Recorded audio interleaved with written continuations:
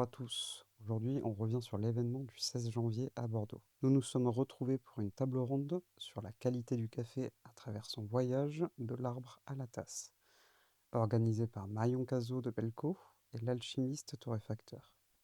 Une discussion riche sur les différentes qualités qui jalonnent la filière café. J'ai eu un petit problème technique sur cette partie de l'enregistrement. Rassurez-vous, nous avons plus de 2 heures de discussion enregistrées. Pour cette partie manquante, je vais vous faire la voix off et vous présenter les intervenants. L'événement était animé par Arnaud Cos, producteur de café et directeur de la transition chez Belco, Johan Conègre, associé et responsable formation à l'alchimiste, Mélanie Badet, fondatrice de Tchanké Gourmet et torréfactrice, et enfin Denis Mialoc, responsable qualité formation chez Belco.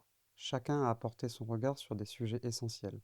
Le rôle crucial de l'assurance qualité à chaque étape, du grain à la tasse, l'évolution des tendances de consommation et leur impact sur le travail des torréfacteurs, l'importance de la formation aussi bien pour les professionnels que pour les consommateurs, ou encore les défis agricoles et environnementaux auxquels font face les producteurs aujourd'hui. Vous l'avez compris, un échange complet sur la qualité du café sous toutes ses formes, avec des sujets comme le transport, la durabilité et l'évolution du marché. Une discussion passionnante que je vous laisse maintenant découvrir. De continuer à produire ce beau produit, ces belles plantes, mais qui n'arrivaient plus à en vivre. Donc pour moi, le premier critère dans mes choix, il va être assez éthique. J'aime savoir d'où viennent les cafés que j'achète. Et ça, c'est vraiment pour moi le premier choix. Globalement, pour ceux qui ne connaissent pas mon entreprise, moi je vends 60-70% de mes cafés auprès de revendeurs. Une grosse partie en grande distribution, mais aussi auprès d'épiceries, etc.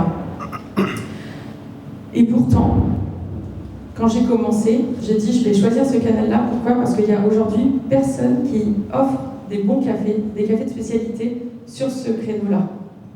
Quand j'ai commencé, tout le monde m'a dit que j'étais complètement cinglée et que c'était une énorme connerie et que de toute façon j'allais me retrouver face aux industriels et que j'allais, c'était complètement débile. Le bon café, ça se faisait chez les petits torréfacteurs et la grande distribution, c'était que pour les gros industriels.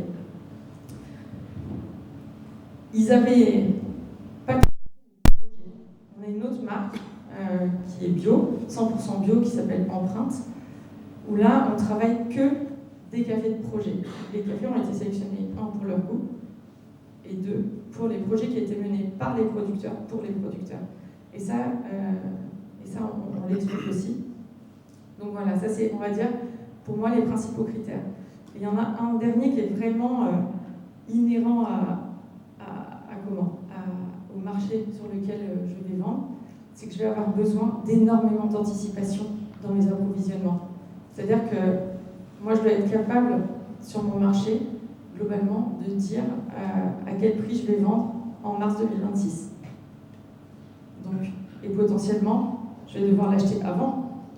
Donc, il va se passer combien de temps entre ce que j'ai décidé de vendre l'année prochaine et ce que j'ai besoin d'acheter maintenant, voire il y a quelques mois. Et donc ça, c'est une très grande difficulté, mais ça fait partie des critères qui sont nécessaires au fonctionnement de mon entreprise. Et je crois que c'est très très différent de ce qui peut être fait dans d'autres entreprises, et je crois que vous fonctionnez très très différemment là-dessus. Yes, merci. Du coup, c'est vrai que nous, c'est vrai que LGD, on a un positionnement complètement différent. L'idée qu'avec Virginie et Arthur, mes associés, on a quand même un certain nombre de valeurs qui sont un peu de boussole sur notre manière d'acheter le café depuis le début, qu'on essaye de tenir. Déjà, on part du constat que le café, c'est quand même un luxe, on n'a pas besoin d'en boire pour survivre. C'est un plaisir. Ça dépend. Alors, c'est pour toi. Mais dans le sens où, pour le producteur, c'est pour ça que je vais parler un peu principalement ce qu'on fait, nous, c'est les relations en direct et particulières à long terme avec les producteurs avec lesquels on travaille.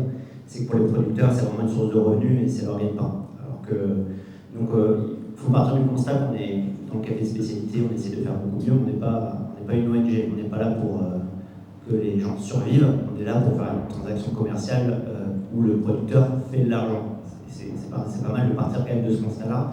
Aujourd'hui, clairement dans le café et industriel, commodité et spécialité, on ne paye pas assez cher les cafés. Encore aujourd'hui, même les cafés les plus haut de gamme, on ne les paye pas assez cher. C'est vrai que de ce constat-là, nous, voilà, depuis le début, notre idée c'était de bosser avec des fermes qu'on aime, qu'on visite régulièrement et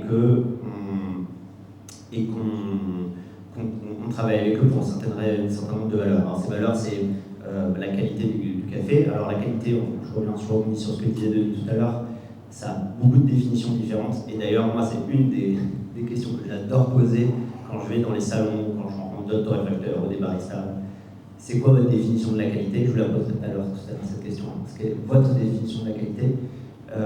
90% des réponses que je reçois, c'est la tasse. C'est le cup score, cette fameuse note, quel goût a le café. C'est hyper important, bien évidemment, parce que on boit quand même du café pour se faire plaisir, encore une fois, j'y reviens. Mais pour nous, quand on achète du café, ça va bien au-delà de ça.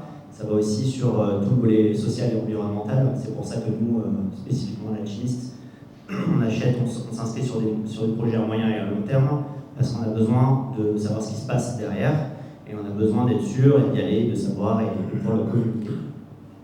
Ça veut dire aussi que, et là je déborderai sur ce qu'Arnaud dira sûrement plus tard, mais c'est bien beau de faire un travail de dingue à la ferme, mais si c'est pour que nous, en tant qu'acheteurs, en tant que torréfacteurs, on ne respecte pas des choses de base comme la saisonnalité, et c'est encore quelque chose qui est pas forcément, que je vois pas forcément partout, mais il y a une récolte par pays par an, et on est encore capable d'acheter des cafés 9 mois après qu'ils soient récoltés, ou 1 an après qu'ils soient récoltés, même dans le café de spécialité, donc il y a ces valeurs de saisonnalité et de qualité. Nous, ce qui nous tient vachement à cœur depuis le début aussi, c'est des modèles agricoles qu'on peut appeler innovants, mais qui en fait datent de la nuit des temps. Armand on parlera dans un instant, mais on essaie de bosser avec des fermes, en tout cas de pousser des agricultures, de changer de ces modèles d'agriculture classiques. On va parler tout à l'heure d'agroforesterie, d'agriculture régénérative, de biodynamie. Donc c'est vrai que ça, c'est des modèles agricoles qui nous plaisent, et avec qui avec lesquels s'inscrivent. C'est ce truc de travailler avec des fermes aussi année après année. Moi je le vois parce que je suis aussi barista, je suis aussi en boutique avec mes équipes, et les gens des fois ils nous reprochent ah ouais, vous n'avez pas de nouveautés. C'est quand les nouveaux cafés? Alors c'est trop bien, c'est toujours bien d'avoir des nouveautés, des nouveaux cafés, mais ça veut dire aussi que quand nous on achète des cafés année après année, d'avoir moins de cafés différents, mais ça nous permet d'acheter plus de la même, c'est-à-dire avoir un impact sur ces fermes-là, plutôt que d'acheter un sac ici, 2 sacs là, d'acheter vraiment des quantités qui ont vraiment un impact au niveau des fermes. Donc au niveau des fermes, ça veut dire qu'eux, ils sont, on l'a vu quand on était en Colombie la dernière fois, avec Laura à la Léona, quand ils étaient, Julien, Arthur, elle était au four et au moulin, désolé pour la petite analogie, torréfaction, barista. Elle ne savait pas quoi faire de ses cafés. Elle reprenait la ferme de son père, son frère venait d'être tué par les FARC, tout le portait sa ferme à bout de bras. Elle était mais c'est bien beau, je veux bien faire une agriculture et des cafés de dingue, mais après, une grosse problématique que j'ai, c'est les vendre en fait. Donc en fait, s'inscrire sur des relations à moyen et long terme avec ces fermes-là, ça veut dire que déjà, on enlève ce questionnement de vraiment la vente, parce que c'est pas leur métier en fait finalement. Il y en a qui le font très très bien. Arnaud, tu peux en parler de toi aussi. Est-ce que ton métier c'est aussi d'être commercial, de vendre tes cafés? Mais déjà voilà, d'être sûr que quand ils travaillent avec certaines exportateurs, importateurs ou torréfacteurs, qu'ils soient sûrs de vendre leur café. Donc ça c'est une grosse garantie, c'est vachement important pour ces fermes-là. Puis même pour nous en tant que torréfacteurs, de travailler en direct et de travailler de les visiter, de travailler sur le long terme avec eux. Ça veut dire qu'on connaît bien ces fermes, on sait comment ils bossent, on sait quelle variété il faut pousser, on sait quel rendement ils vont avoir, on peut bosser sur des projets spécifiques avec eux, donc ça c'est super bien. On sait aussi qu'on a des quantités garanties, parce que c'est pas plus mal en fait, finalement quand on est torréfacteur. Nous à l'Alchimiste, on a cette chance de jamais avoir besoin de se battre quand on parle de certaines fermes que potentiellement vous connaissez chez nous, qui sont. C'est même plus l'Alchimiste finalement, c'est des fermes, c'est devenu des marques en elles-mêmes. Je parle de la ferme d'Emilio à UTPK, ou la Léona, ou les fermes de Faf, de Felipe au Brésil. C'est des cafés qu'on bosse depuis le début, qui sont devenus des marques à part entière en dehors de l'Alchimiste. Ça veut dire aussi qu'en faisant ça, on a un impact et environnemental, et social, et financier, et de visibilité d'achat sur le long terme avec ces fermes-là. Donc nous, c'est vrai que c'est un modèle un peu différent, dans le sens où on a moins de café, on essaie de bosser vraiment année après année. Alors tout ça c'est bien beau, mais parce que nous c'est notre volonté de Gringo Blanc en bout de chaîne d'avoir des besoins de riches.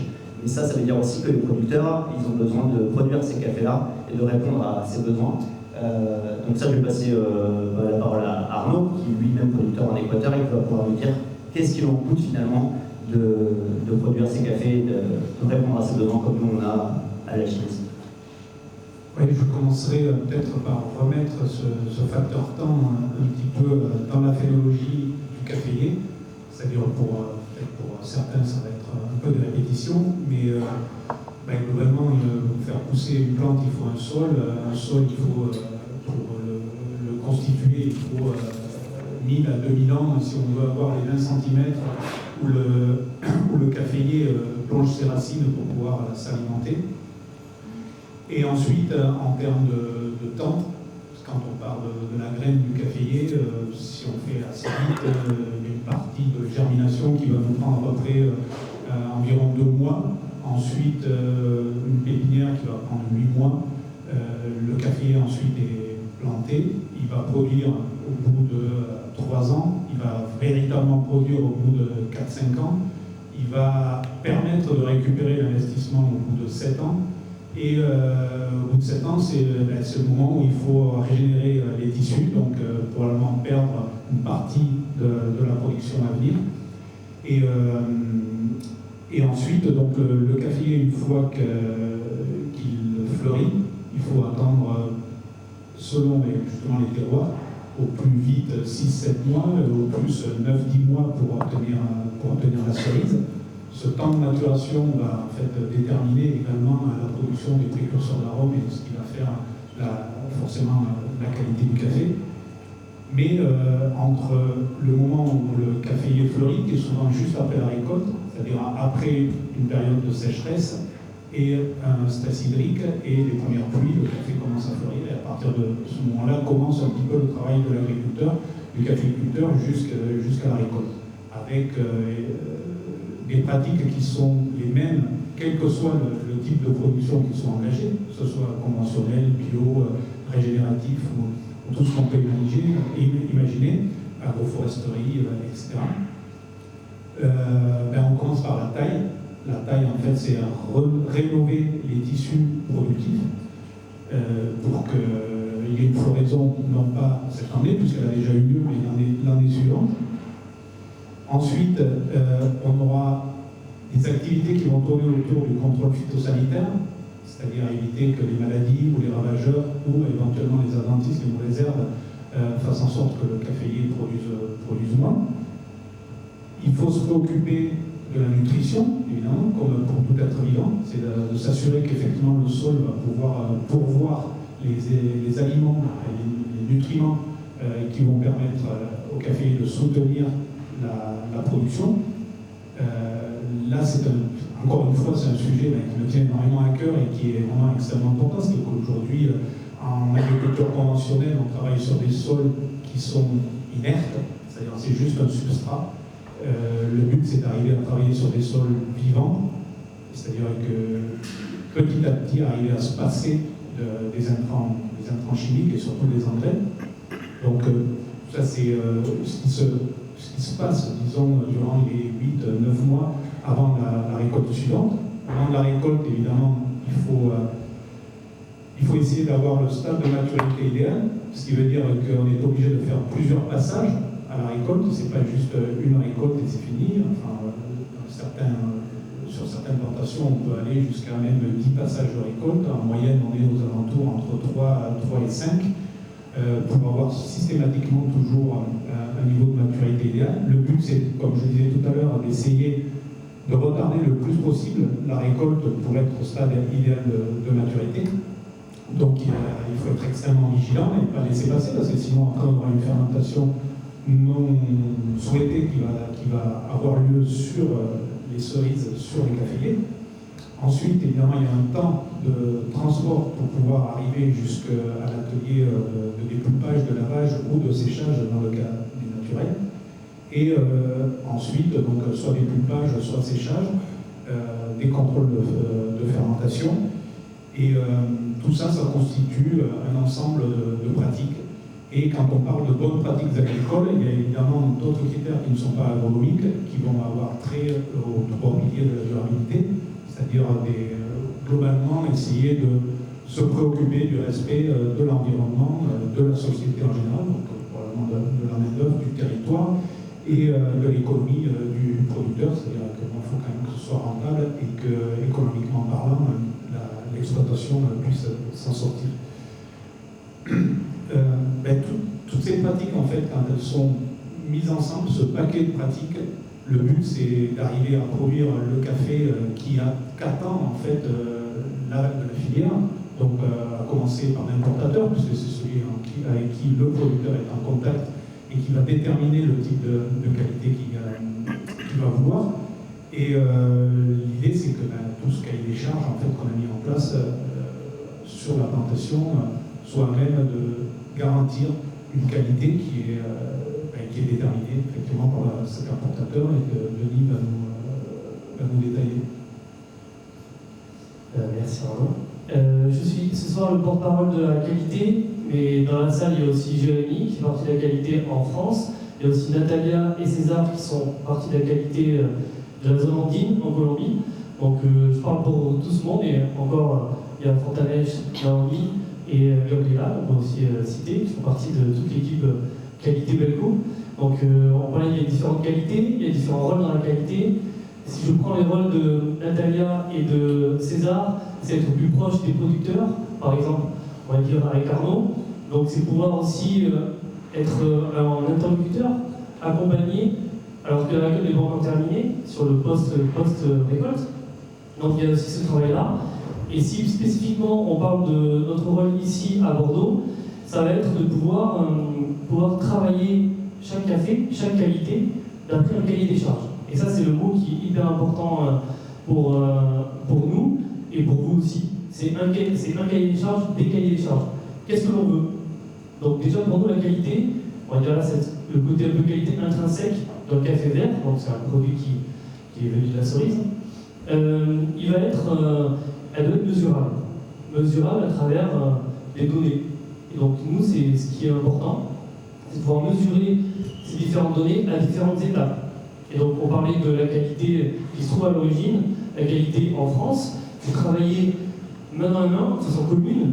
On parlait tout à l'heure de calibration, quand on était au boulot avec eux. C'est comment on peut calibrer pour évaluer le même produit à des temps différents et qu'on soit d'accord sur sa qualité, c'est-à-dire son cahier des charges. Ses cahiers des charges, selon les cafés. Donc pour ça, on va pouvoir travailler sur différentes données que l'on va évaluer afin de pouvoir vérifier si le cahier des charges est rempli. Voilà. Donc une qualité, c'est pas que des points positifs. Une qualité, c'est pas que des points négatifs, c'est un mix des deux. Et nous, c'est ce qu'on essaie d'évaluer à travers, évidemment, une analyse physique du café. Donc on va essayer d'évaluer les défauts. Alors les défauts sont, on va dire, divisés en deux aujourd'hui dans le café de spécialité. Défauts qu'on appelle primaires ou secondaires. Primaires, ça va être les défauts qui vont avoir un impact direct en tasse pour votre moulin ou pour votre torréfacteur. Et les défauts secondaires vont être des défauts qui vont avoir un impact modéré. Donc nous, on va essayer d'évaluer ça à travers un cahier des charges précis pour pouvoir donner une image de ce café physiquement déjà. On va aussi évaluer la densité, l'humidité et l'activité de l'eau du café. Donc on reviendra sûrement sur l'humidité ou l'activité de l'eau. Ce sont les données qui autour de l'eau et qui est hyper important à la fois pour le producteur, pour l'importateur et pour le torréfacteur. Et ensuite, ce café vert, donc cette qualité du café vert, si on veut complètement l'évaluer, la décrire, l'observer, on n'est pas là pour juger, on est là pour observer et décrire, on va devoir le torréfier pour donner une note, un score sur 100 qui a été évoqué. Le score sur 100, il est positif, c'est bien d'avoir un score de cette qualité intrinsèque, on ne va pas dire objectif, parce que c'est un objectif, il y a des humains qui travaillent, donc on va être objectif. Mais en tout cas, ça nous permet d'avoir un langage commun aujourd'hui entre l'amont et l'aval de la filière afin de retranscrire un cahier des charges. Et ça, c'est important. Donc nous, on utilise le score sur 100 à travers différents attributs qui sont évalués, et l'addition de ces attributs par café donne une note sur 100. On le fait à la fois à l'origine, au moins 2 fois à l'état d'offre. Une offre, c'est quand on n'a pas encore de contrat dessus. Après, on va contractualiser le café avant qu'il embarque, c'est ce qu'on appelle un PSS, Pre-Shipment Sample. On va aussi faire toutes ces analyses-là. Il embarque sur un bateau cargo ou à la voile, ça dépend. Ils peuvent aussi avoir des impacts différents sur la température, variation de température, sur aussi l'hygrométrie, l'humidité. On pourra revenir aussi dessus. Et après, nous, on le reçoit à Bordeaux, à Mérignac, et on va de nouveau évaluer tout ça. Et le but, c'est de pouvoir faire des parallèles de l'offre à l'arrivée. Et là, entre l'offre et l'arrivée, il y a du temps qui est passé. Il y a beaucoup de temps qui est passé, plus ou moins. Ça va dépendre des aléas à la fois des transports, les aléas aussi à la fois à l'origine. Mais en tout cas, notre but, c'est de retranscrire ça. Donc notre rôle, vraiment, c'est un rôle de passeur, d'avoir un langage commun qui nous permet de retranscrire tout le travail qui est fait par le producteur et de pouvoir transmettre, en tout cas physiquement, et aussi de façon sensorielle, ce qu'est le café. En tout cas, c'est une interprétation de ce qu'on peut faire à travers donc, ces données. Ce qui est important pour nous, c'est aussi de pouvoir rester quand même connecté avec l'origine. Nous, on est quand même un peu désenchantés à la qualité, parce que finalement, on a des grains devant nous. Mais ces grains-là vont quand même illustrer une certaine intimité du café. Parce que, à travers les défauts, à travers l'humidité, à travers l'activité de l'eau, à travers le score, en tout cas le profil aromatique, on va avoir des clés sur ce qui s'est passé avant, et pouvoir en discuter avec les producteurs, et aussi pouvoir donner des éléments aux torréfacteurs. Et c'est là où, nous en tout cas avec ce que Belco ou d'autres importateurs peuvent donner comme éléments, qu'est-ce que les torréfacteurs peuvent en faire? Et je vous pose la question, Mélanie. Qu'est-ce qu'on en fait de cette fiche? Très bonne question. Moi, la note, à vrai dire, j'en fais pas grand-chose. Parce que j'ai horreur d'acheter une note pour acheter une note. En revanche, les composantes de la note, elles m'intéressent. Je te rejoins sur le fait que l'idée, c'est d'avoir un langage commun et d'essayer de poser un socle, et ça, c'est hyper important. Néanmoins, c'est pas une vérité en soi, puisque acheter un 88, un 95, une fois qu'il est torréfié, et selon par qui il est torréfié, on peut maintenir, gagner quelques points ou en perdre. Donc, et dans le temps, selon justement la date de récolte du café, la fraîcheur du café vert, la fraîcheur du café torréfié, on va là encore avoir un impact. Donc cette fiche, moi il faut savoir que j'ai 2 torréfacteurs différents, enfin de machines, pourtant, vraiment très différentes. J'ai un Probat de 12 kg et j'ai un IMF 60 kg. Alors pour les non-torréfacteurs, c'est vraiment des technologies, je vais dire, opposées en termes de cuisson du café, mais l'apport de chaleur est vraiment, la façon dont on va apporter la chaleur au grain est vraiment différente. Quand on torréfie, on apporte la chaleur, finalement, le but c'est de réussir à apporter la chaleur, la cuisson de façon homogène jusqu'au cœur du grain. Qu'est-ce qui transmet la chaleur à l'intérieur de la graine? C'est l'eau. Donc les données de taux d'humidité et surtout d'activité de l'eau vont être essentielles à la façon que je vais avoir de gérer en fait la torréfaction. Alors c'est essentiel, c'est pas le seul critère. Je vais aussi avoir la densité pour savoir aussi comment je vais aborder mon profil de torréfaction. Et tout ça en ayant déjà en tête ce que je vais vouloir faire de ce grain, sur quel mode d'extraction je vais vouloir qu'il soit utilisé, sur quel type de machine, voilà. Et potentiellement sur quel marché, parce que je fais un petit peu aussi de CHR et je vais avoir des circuits qui sont beaucoup plus courts que quand je vais être en grande distribution. Donc il faut que j'anticipe un petit peu tout ça et je vais torréfier donc de façon différente. Ce qui va être important aussi, c'est sur ce critère, c'est l'âge,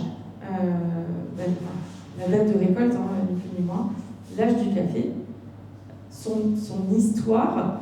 Quand je dis son histoire, c'est vraiment est-ce qu'il est, comment il est conservé, est-ce que c'est une sec de jute basique, est-ce qu'il a pris la poussière, qui était dans une cale poussiéreuse, un truc qui a pris la flotte et avec des beaux petits champignons bleus qui se déposent dessus, qui se développent, ou quelque chose d'ultra propre et de très régulier. Ça, ce sont les choses que je vais regarder, puisque moi, de par ce que j'expliquais tout à l'heure, de par le marché sur lequel je travaille, je me retrouve parfois à garder des cafés 15 mois. En maximum, c'est évidemment pas ce que je souhaite, mais ça m'arrive, ça c'est la réalité. Et les autres choses que je vais regarder, et ça, franchement, je remercie Velco parce que pour avoir fait la démarche récemment, je sais que ce sont parmi les rares à le faire, c'est de transmettre les analyses de café, des cafés verts. Le fait de pouvoir avoir ces informations, c'est essentiel pour savoir si ce qu'on nous vend est réellement ce qu'on nous vend. Et donc, je regarde aussi beaucoup sur les fiches la traçabilité globale, l'échelle de traçabilité, parce que j'achète un café qui vient d'une seule parcelle, d'un petit terroir, d'un grand terroir, d'une méga coopérative. Voilà. Et tout ça, ça va m'aider à appréhender notamment la régularité du grain, la régularité du lot pour pouvoir mieux le travailler. Je crois aussi que tu t'intéresses beaucoup à ces fiches et notamment pour la partie impact de la torréfaction. Ouais, il y a pas mal de similitudes sur toi ce que tu regardes, mais je vais parler du pôle qualité de l'importateur de Velco, mais il n'y a pas que la qualité, parce qu'il y a aussi le marketing, il y a aussi les agents de terrain, il y a aussi les bureaux qui sont dans les pays producteurs. Alors la première chose qu'on va regarder pour la torréfaction de manière très terre à terre, on va regarder effectivement toute l'analyse physique du café. Donc ça c'est Jack, notre responsable de torréfaction, qui vous en parlera plus précisément que moi, mais on va regarder tout un tas de choses, de densité, de taux d'humidité, d'activité de l'eau, voilà, toutes les potentiels cupping, les torréfactions qu'on appelle d'échantillonnage, de vérifier un peu tout le contrôle qualité physique et sensoriel des cafés que peut faire l'équipe de Velco, parce que ça va nous donner déjà une idée de où est-ce qu'on va aller avec ces cafés-là. Alors, encore une fois, pour nous, c'est un peu plus facile que d'autres peut-être, parce que c'est des cafés qu'on a l'habitude de travailler. Donc on n'a pas 1000 cafés, donc on reçoit des nouvelles récoltes, des cafés qu'on connaissait déjà de l'année d'avant. Malgré le fait qu'il n'y ait pas d'effet millésime, chaque année, les cafés sont un petit peu différents. Donc avoir ces données, c'est hyper important pour nous pour adapter comment on va torréfier ce café, comment on va le servir, et à quelle temporalité aussi, parce que avoir, par exemple, l'activité de l'eau, on va en parler plus spécifiquement, c'est une donnée qui est hyper importante, de savoir combien de temps on va pouvoir garder ce café post-torréfaction. J'en parlerai un petit peu plus tard de ces histoires de conservation, parce qu'on se rend compte aujourd'hui que la conservation, c'est un truc un peu mal connu, des choses un peu... voilà, des légendes urbaines, on en parlera tout à l'heure, de combien de temps un café ça garde, on verra un peu tout ça, mais l'activité de l'eau joue un rôle hyper important là-dedans. Donc nous, c'est ce qu'on va regarder en premier. Après, un truc forcément auquel on ne pense pas tous, mais l'aspect marketing des cafés, alors moi c'est pas du tout mon métier, je déteste ça en plus, mais l'idée c'est de savoir comment on va pouvoir parler de ces cafés-là, et c'est vrai que, merci les gens du marketing de Velco, vous avez fait un travail formidable sur arriver à avoir un site assez clair finalement. Pour nous, on a encore une fois peu de café, mais on sait que on peut aller sur cette fiche, savoir des informations assez faciles à trouver sur comment communiquer ça avec nos baristas, nos vendeurs et in fine le consommateur final. Donc ça, c'est des choses qui sont hors du métier de nid de la qualité, mais qui sont assez importantes. De plus en plus, parce qu'on a des besoins, alors déjà c'est quelque chose qui nous tient à cœur depuis le début, mais on répond à des marchés qui ont une demande là-dessus, particulièrement les grandes entreprises, c'est tout ce qu'on appelle les responsabilités sociétales, c'est tout ce qui est le pôle RSE des entreprises avec lesquelles on travaille, c'est d'avoir des données sur du data management, sur du CO2 et les prix. Principalement CO2, donc ça c'est un pôle qui est assez nouveau finalement, qui avait commencé Nicolas et qui est repris par Marius maintenant, sur arriver à savoir combien on émet de CO2 de l'arbre à la tasse, et de savoir à quel moment on peut avoir un impact, à quel moment on peut en avoir moins. Déjà, avant de vouloir initier un changement, c'est bien de savoir où est-ce qu'on peut le faire. Il y a plein d'études qui ont été faites là-dessus. Moi, je suis plein d'ateliers avec des novices et je leur montre toujours un moment, parce que l'on parle en ce moment de l'import à la voile, mais tous les cafés arrivent dans des boîtes 20 pieds sur un porte-container. Et je leur demande, ok, vous pensez que c'est combien de pourcentage ça de CO2 émis? Alors ça dépend des cafés, ça dépend des origines. Et tout le monde me dit 90, 95%. En fait, on se rend compte que finalement, pour la plupart des cafés, c'est moins de 5%. Et qu'il y a des autres facteurs sur lesquels on peut influer énormément sur les émissions de gaz à effet de serre et de CO2. Mais avant de pouvoir faire quelque chose, eh bien, il faut avoir la data. Donc ça, faire de la récolte de données, c'est hyper important. Alors, encore une fois, moi j'aime pas ça le marketing, à la chimie, on n'est pas forcément très fort à ça. Les infos qu'on va arriver à donner finalement à notre consommateur final à terme, je l'espère. Et ça, c'est pareil aussi pour les prix. Quand un consommateur achète X euros un paquet de café chez l'alchimiste, de savoir leur dire, ok, ils vont où vos X euros? Combien va à l'alchimiste? Combien va à la marge de l'alchimiste? Combien va à l'importateur? Combien va à la ferme? Combien sur cette ferme, combien en fait il fait d'argent parce qu'il a payé ses pickers et ses intrants et le diesel pour le 4x4. Donc tout ça, c'est des choses importantes que Belco maintenant et les importateurs qualitatifs arrivent à faire, et ça, c'est de mieux en mieux. Et la dernière chose pour laquelle on les utilise particulièrement, c'est aussi les problématiques, parce qu'il n'y a pas que des trucs tout beaux. C'est arriver, ok, on a un problème, il y a un problème de qualité, il y a un problème d'acheminement, il y a un problème de délai. Nous, on a parlé de saisonnalité tout à l'heure, on essaie de garder un calendrier des saisons pour essayer de faire en sorte qu'on n'ait pas tous nos cafés qui arrivent à un même moment dans l'année et qu'après on n'ait plus rien. Et l'idée aussi, c'est qu'on essaie d'avoir des cafés qui se rapprochent le plus près possible de la date de récolte, mais ça, c'est un travail logistique et d'agenda qui est assez complexe. Et il suffit qu'au bon moment dans l'année, il y a un café qui n'arrive pas, et tout le monde se plaint. C'est bien beau, ok, les cafés d'Éthiopie ne sont pas là. Et ben, par exemple, avoir des agents de terrain comme... alors moi, je suis particulièrement proche de Jacques, qui gère le pôle Éthiopie, mais c'est hyper intéressant de savoir, parce que le consommateur final, ou même le torréfacteur, on se plaint parce qu'un café, une boîte de 20 pieds a un mois de retard. Mais en fait, pourquoi? Et en fait, si on va chercher un petit peu plus loin, eh bien oui, les cafés d'Éthiopie, ça part de Djibouti, d'Érythrée, et oui, en ce moment, la géopolitique au Yémen fait qu'il y a des roquettes qui arrivent sur les paquebots, et que oui, ça passe plus par le canal de Suez, ça fait tout le tour par l'Afrique du Sud, et tout ça, ça a des délais. Donc en fait, c'est important de comprendre toutes ces problématiques, et de pouvoir les expliquer, et d'avoir des agents qui sont des personnes qui connaissent très très bien une région du monde, comme au Salvador, comme en Colombie ou comme Jacques en Éthiopie. Ça, c'est quelque chose qui est vachement important pour nous, parce que sinon, ça crée juste des frustrations. Et encore une fois, on est juste en bout de chaîne et on ne voit pas tout, mais avoir cette transmission d'informations, je trouve que c'est vachement bien. Donc je reviens sur le travail de la qualité précisément, mais il y a tout un tas de métiers et je les remercie parce qu'il y a pas mal de gens de Belco qui sont là et qui font un boulot de ouf.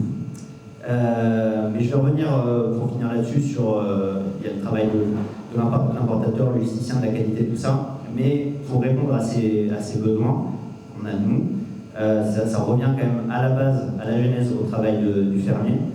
Et tout ça, ces exigences de qualité, il faut qu'ils y répondent dans un marché toujours changeant, dans un marché où il y a de plus en plus d'effets de mode, des choses qui vont vite, et tout ça, c'est assez compliqué, surtout en termes de temporalité. Donc toi, Arnaud, en entendant dire ça, qu'est-ce que toi t'en penses sur ton travail à la genèse de tout ça, à la ferme? Ce qu'on a vu surtout, c'est qu'on arrive quand même à définir des défauts, éventuellement des attributs.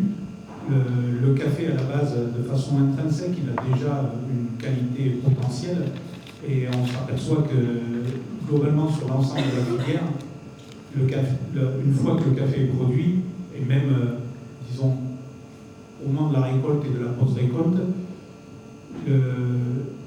la qualité ne peut que se détériorer, et on a vraiment de la difficulté, c'est pas possible, de l'améliorer intrinsèquement. Le café, il a déjà sa qualité. Donc après, il faut rajouter des choses, mais surtout il faut éviter d'autres choses. Donc en fait, la majorité des producteurs, même s'ils ne l'énoncent pas, travaillent un petit peu sous un concept comme dans la qualité totale, le contrôle HACCP, qui consiste en fait à identifier exactement les points critiques dans le process. Et donc, une fois que ces points critiques ont été identifiés, essayer de voir quels sont les risques inhérents qui peuvent faire en sorte qu'on n'arrive pas à passer ce point-là et qu'on va générer des défauts. Parce que bon, globalement, quand on a une série de défauts, on sait qu'est-ce qui provoque ces défauts-là, et bon, c'est relativement facile de l'éviter. Mais globalement, si on arrive à suivre et à respecter les process que l'on s'est proposé de faire, il n'y a pas de raison qu'à la fin, on génère des défauts. Par contre, on risque de ne pas générer suffisamment d'attributs souhaités en aval de la filière. Globalement, dans un premier temps, il y a une fermentation qui va s'établir, que ce soit sur du nature ou que ce soit sur du lavé. Cette fermentation-là, elle a une durée qui est pas forcément toujours la même. Donc il faut savoir exactement à quel moment, au lieu de produire des attributs, on va commencer à produire des défauts. C'est-à-dire qu'une fois que les micro-organismes ont fini de travailler sur la fermentation et que ce sont d'autres micro-organismes qui commencent à venir intervenir, il peut y avoir une détérioration complète de la qualité du grain. Et donc l'effort du producteur, c'est de pouvoir mesurer ça. Alors, soit avec des outils de type pH-mètre ou souvent, on en discutait tout à l'heure, je parlais notamment des humidimètres où quand on a exigé aux producteurs de vérifier l'humidité des grains, ils se sont dotés en fait d'outils qui après se décalibrent et qu'on n'arrive pas à utiliser. Après, on s'aperçoit qu'on n'a pas exactement ce qu'il fallait, alors qu'avant il suffisait de croquer dans un grain. Enfin, tous les producteurs qui se respectent savent croquer dans un grain et savoir exactement où ils en sont au niveau d'humidité, et c'est souvent beaucoup plus fiable que l'outil lui-même. Et donc après cette fermentation, évidemment, il y a un lavage et on rentre dans le process qui probablement est le plus important au niveau du café, qui est le séchage. Et souvent, on avait auparavant un peu négligé cette partie-là, parce qu'on avait l'impression que pour sécher quelque chose, il suffisait de mettre de la chaleur. Or, on s'aperçoit que c'est plutôt le contrôle de l'hygrométrie qui va permettre de réduire en fait cette quantité d'eau, d'abord superficielle, puis ensuite interne du grain. Et cette maîtrise du séchage va être fondamentale. Et elle est oubliée ici sur la fermentation aussi, parce que quand on parle des natures, il y a également une fermentation. Aujourd'hui, on s'aperçoit que des choses qui étaient complètement bannies à l'époque, qui était par exemple de garder des cerises en sac pendant 2-3 jours, petit à petit, avec les nouvelles tendances ou avec les nouveaux goûts des consommateurs, on s'aperçoit que s'il vaut mieux garder le café en fait en sac 1 jour, 2 jours, 3 jours, ça arrange les producteurs qui ne sont pas obligés de livrer systématiquement ceux qui livrent leurs cerises, évidemment ceux qui ne les processent pas directement sur l'exploitation. Il y a une première fermentation qui s'opère à l'intérieur des sacs et qui permet de gagner 1 à 2 points de score dans certains pays. En général, on essaie quand même d'éviter ça. Enfin, moi, dans mon cas, j'essaie d'éviter la fermentation avant de recevoir à l'atelier de lavage les cerises. Et ensuite, sur le séchage, en général, moi je pratique plutôt du séchage solaire, donc pas mécanique. Mais c'est la même chose que pour le mécanique, c'est-à-dire ne pas dépasser les 40 degrés pour éviter que l'embryon ne subisse un stress extrême qui va faire en sorte que le café après va vieillir très rapidement ou que l'amande va perdre d'une certaine façon en densité. Et donc il faut favoriser évidemment la circulation de l'air pour avoir la meilleure ventilation possible, et c'est probablement ce qui est le plus important. On s'aperçoit également que les temps de repos du grain, une fois qu'il est sec, ou même pendant le séchage, aujourd'hui, surtout ceux qui font des naturels, interrompent le séchage pour garder le café un temps. Alors ça peut être entre 2 et 5 jours, à un degré d'humidité qui est aux alentours de 20%, pour laisser le café reposer et reprendre après le séchage par la suite. Donc chaque fois, il y a des choses nouvelles où on s'aperçoit par expérience qu'on arrive à améliorer ou on arrive à sublimer d'une certaine façon la qualité intrinsèque de ces cafés. Le stockage ensuite est extrêmement important puisque il y a un effet d'osmose dans le grain, les grains ne sont pas exactement tous au même stade et on a besoin de cette homogénéité qui se produit après par ce stockage en coque ou en parche avant l'usinage. Après, évidemment, après l'usinage, le café est déjà sur sa route pour partir jusqu'à destination.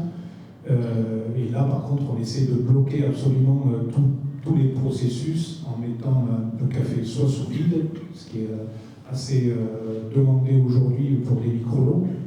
Moi, j'y suis pas très très favorable. Je crois que les sacs qui ont été conçus, comme les Ecotac, les Grain Pro, permettent, un peu comme le Gore-Tex, d'éviter une oxydation, d'éviter que l'oxygène ne pénètre, mais par contre qui laisse sortir les gaz qui sont générés, la respiration en fait, du grain. Parce que globalement, ce qu'il faut garder en mémoire, c'est que le grain, avant d'être torréfié, il faut qu'il soit vivant.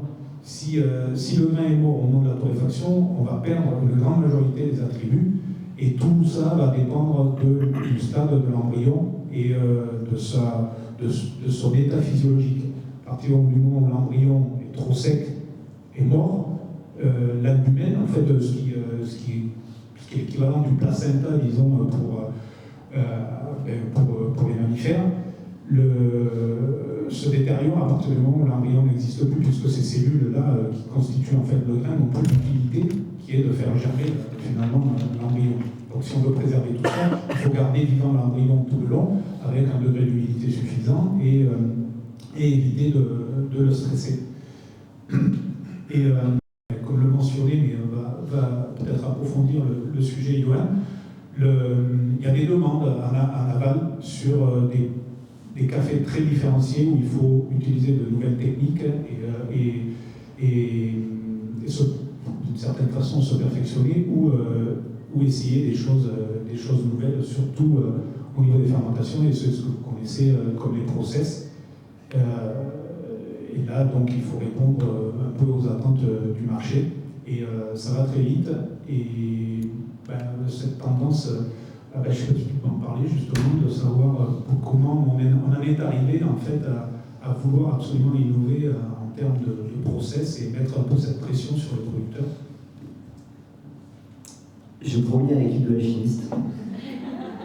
Je le vois là-bas, on me regarde, je vais regarder parce que je resterai objectif sur le sujet. Donc je vais l'être un maximum. Donc, Arnaud l'a dit, je vais essayer de garder le flanc. Déjà, je vais dire quelque chose que je ne dis pas souvent, mais quel que soit le process, malgré mon avis personnel, qui peut permettre à un producteur de toucher plus d'argent, bien évidemment. Il y a des comme disait Arnaud, il a si bien dit tout à l'heure, la qualité d'un café, elle est à son maximum quand la cerise elle est sur l'arbre. Tout ce qu'on va faire après ne va en aucun cas, à part potentiellement pour ces fermentations, augmenter la qualité d'un café. On va pouvoir, chaque café a un potentiel, il a un plafond, des fois le potentiel il est là, des fois il est là. L'idée c'est qu'on respecte ce potentiel un maximum, en récoltant au bon moment, en faisant un bon process, en l'important dans de bonnes conditions, en torréfiant bien, en le préparant bien, tout au long de la chaîne.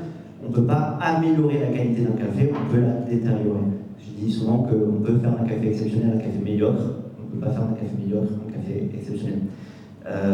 Donc pour revenir sur ces effets de mode qui sont aujourd'hui sur ce que j'appelle moi process 2.0, pour ceux qui sont novices dans le café, on a 3 grandes familles, les cafés lavés, les cafés Oni, Niloso, les miels et les naturels. Et de plus en plus on a ces demandes pour tout ce qui est aérobique, anaérobique, choc lactique, macération carbonique, on peut dire, voilà, il y en a plein. Alors, ce qu'il faut comprendre, c'est qu'on est au balbutiement de ces fermentations. Alors, ça fait déjà des années que c'est testé, essayé. On est au balbutiement, je pense, de la compréhension scientifique et de méthodes qui arrivent à de la qualité. Aujourd'hui, le problème pour moi, de ça, c'est qu'il y a une grosse pression, et je reviens sur ce que disait Arnaud, de la demande du consommateur final sur ces fermentations-là, parce que ça a des goûts uniques qui sont nouveaux. Mais il y a un manque peut-être un manque de connaissances scientifiques, de potentiel aussi de matériel, et de la part des producteurs pour le faire de manière qualitative. Ça c'est bien beau quand vous voyez fermentation anaérobique, c'est à la mode, il y a tous les torréfacteurs qui le font. En fait, comment ça se passe dans une ferme? Quand tu vas dans une ferme de café qui n'a pas les infrastructures, ils prennent en pro-bag, ils mettent des cerises dedans, ils laissent traîner ça, et il y a des asticots partout dedans, et à la fin on a des notes de cerises d'hibiscus et de sauce soja et de parmesan. Alors, je suis plus objectif, excuse-moi. Ça, en fait, ce qui est trop bien, c'est qu'on a la genèse d'un truc qui va faire qu'il y a des trucs trop bons qui vont sortir. C'est un peu là, il y a des grands coups de machette dans la jungle, il y a des trucs dégueulasses qui sortent, des trucs exceptionnels. Et c'est trop bien parce qu'on va arriver à des process qui vont faire que des cafés, pour certains producteurs qui équipaient telle note et avec tel prix, vont faire qu'ils vont pouvoir gagner telle note et tel prix, ça c'est trop bien. Moi ce que je demande, je vais faire à Arnaud qui lui est producteur, mais au monde de la production, c'est on prône la transparence et la traçabilité sur tout. Et pourtant, on a encore des gros flous de fermes qui nous disent « mais oui, c'est nature ». Oui, bien sûr que non, mais c'est l'urgence utilisée qui fait que ça goûte cannelle. Si vous faites des fermentations spécifiques, si vous faites de la cofermentation, alors la cofermentation c'est quand on rajoute d'autres choses dans la fermentation, c'est très bien, moi je suis ni pour ni contre, mais au moins il faut une espèce de traçabilité et de transparence là-dessus. Si on le fait, trop bien. Si vous arrivez à gagner vos producteurs plus d'argent pour le faire, trop bien. S'il y a une demande pour ça, trop bien, mais qu'on le dise. Donc moi j'aimerais qu'on gagne un tout petit peu plus en transparence, en traçabilité sur ces process-là. Après, il y a la question de l'impact sur le goût, et là-dessus, c'est pareil, je crois que c'est un peu la même vision de Mélanie. C'est que on ne sait pas encore quel est l'impact de ces process sur le goût. Aujourd'hui, j'en parlais avec Felipe de FAF au Brésil, pour lui, selon lui, parce que lui, il est vraiment geek sur le côté scientifique de la production, il me dit que 75 à 80% des composants aromatiques d'un café au niveau de la ferme viendraient de la génétique, c'est-à-dire de la variété. C'est trop bien. Et puis le terroir, alors la définition de terroir elle est large, où ça pousse, la main de l'homme, l'altitude, est-ce que c'est l'agroforesterie, sous l'ombrage, pas sous l'ombrage, et tout ça. Mais le goût viendrait vraiment de la génétique. Le truc de ces process-là, moi je me pose fondamentalement la question, c'est à quel point le process devient le goût et plus la génétique et le terroir. Et je ne sais pas répondre à cette question. Le truc c'est que certains cafés, j'ai l'impression, je ne sais pas la science infuse, hein, que peu importe d'où vient le café, peu importe le terroir, la variété, si on fait cette fermentation, ça sera ce goût-là. Pour ceux qui bossent un peu dans le monde, qui aiment bien le vin, ça a été le cas avec les macérations carboniques des vins, c'est goût de harlequin pour tout le monde, et peu importe le terroir, le cépage, c'est un peu la même chose. Donc, il faut un peu voir, selon moi, tous ces process de rajout de levure, de co-fermentation, de fermentation anaérobique, tout ça, savoir où est la limite du curseur du goût. S'il y a un marché, si le producteur gagne plus, trop bien, mais voilà, il faut juste gagner un petit peu en transparence là-dessus. Et la dernière chose qui, moi, qui est plutôt mon expertise, qui est la post-torréfaction, c'est comment on extrait les cafés. Il y a un manque de connaissances, je pense, parce que c'est vachement la mode. De plus en plus de torréfacteurs le font, de plus en plus de baristas l'utilisent dans leur coffee shop, en compétition.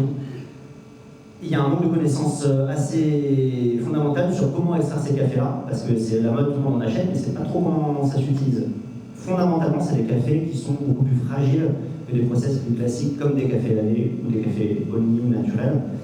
Plus les process sont longs, plus on va dégrader l'intégrité organique et chimique d'un grain, et plus facile va être ce café extrait. Alors, je sais qu'il y a pas mal de baristas ici ce soir, on pourra en parler après plus spécifiquement, mais c'est vrai qu'on se rend compte que ces cafés-là, c'est des cafés qui sont plus fragiles et vont nécessiter des recettes vachement plus spécifiques finalement, qui vont plus se rapprocher des torréfactions poussées italiennes que personne n'aime. Là, tout le monde dit c'est pas bien les Robusta d'Italie cramés, mais en fait, en termes de recettes, on va se rapprocher de ça. Il va falloir des eaux moins chaudes, il va falloir des moutures plus grosses, il va falloir faire des ratios plus petits. C'est des cafés très faciles à extraire et finalement, ou souvent, moi quand je goûte ces cafés-là dans des endroits, c'est souvent astringent et amer, et on sent ce côté fermenté de process qui est très délirant.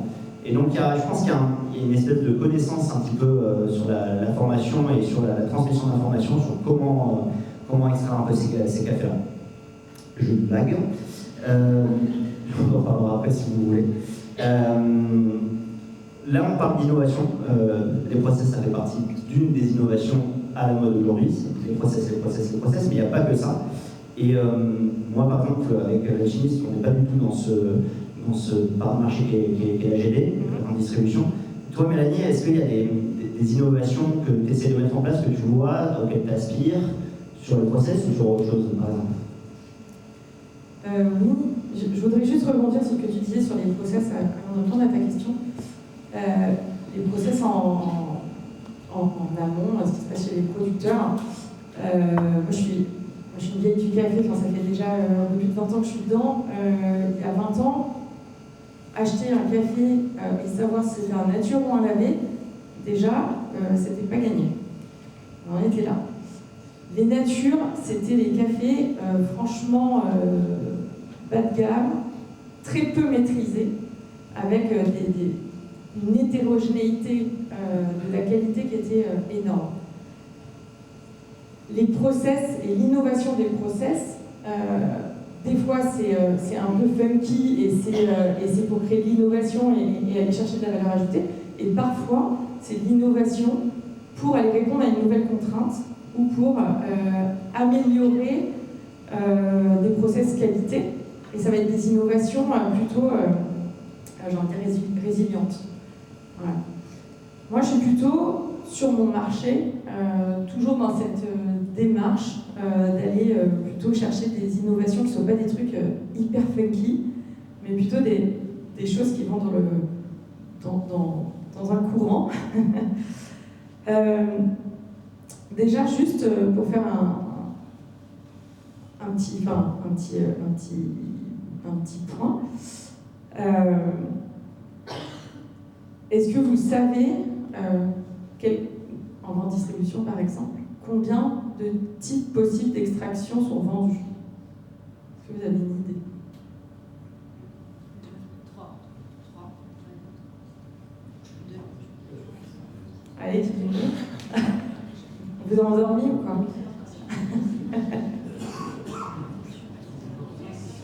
Non, il y en a 7 ou 8. Il y en a 7 ou 8. Parce qu'il va y avoir...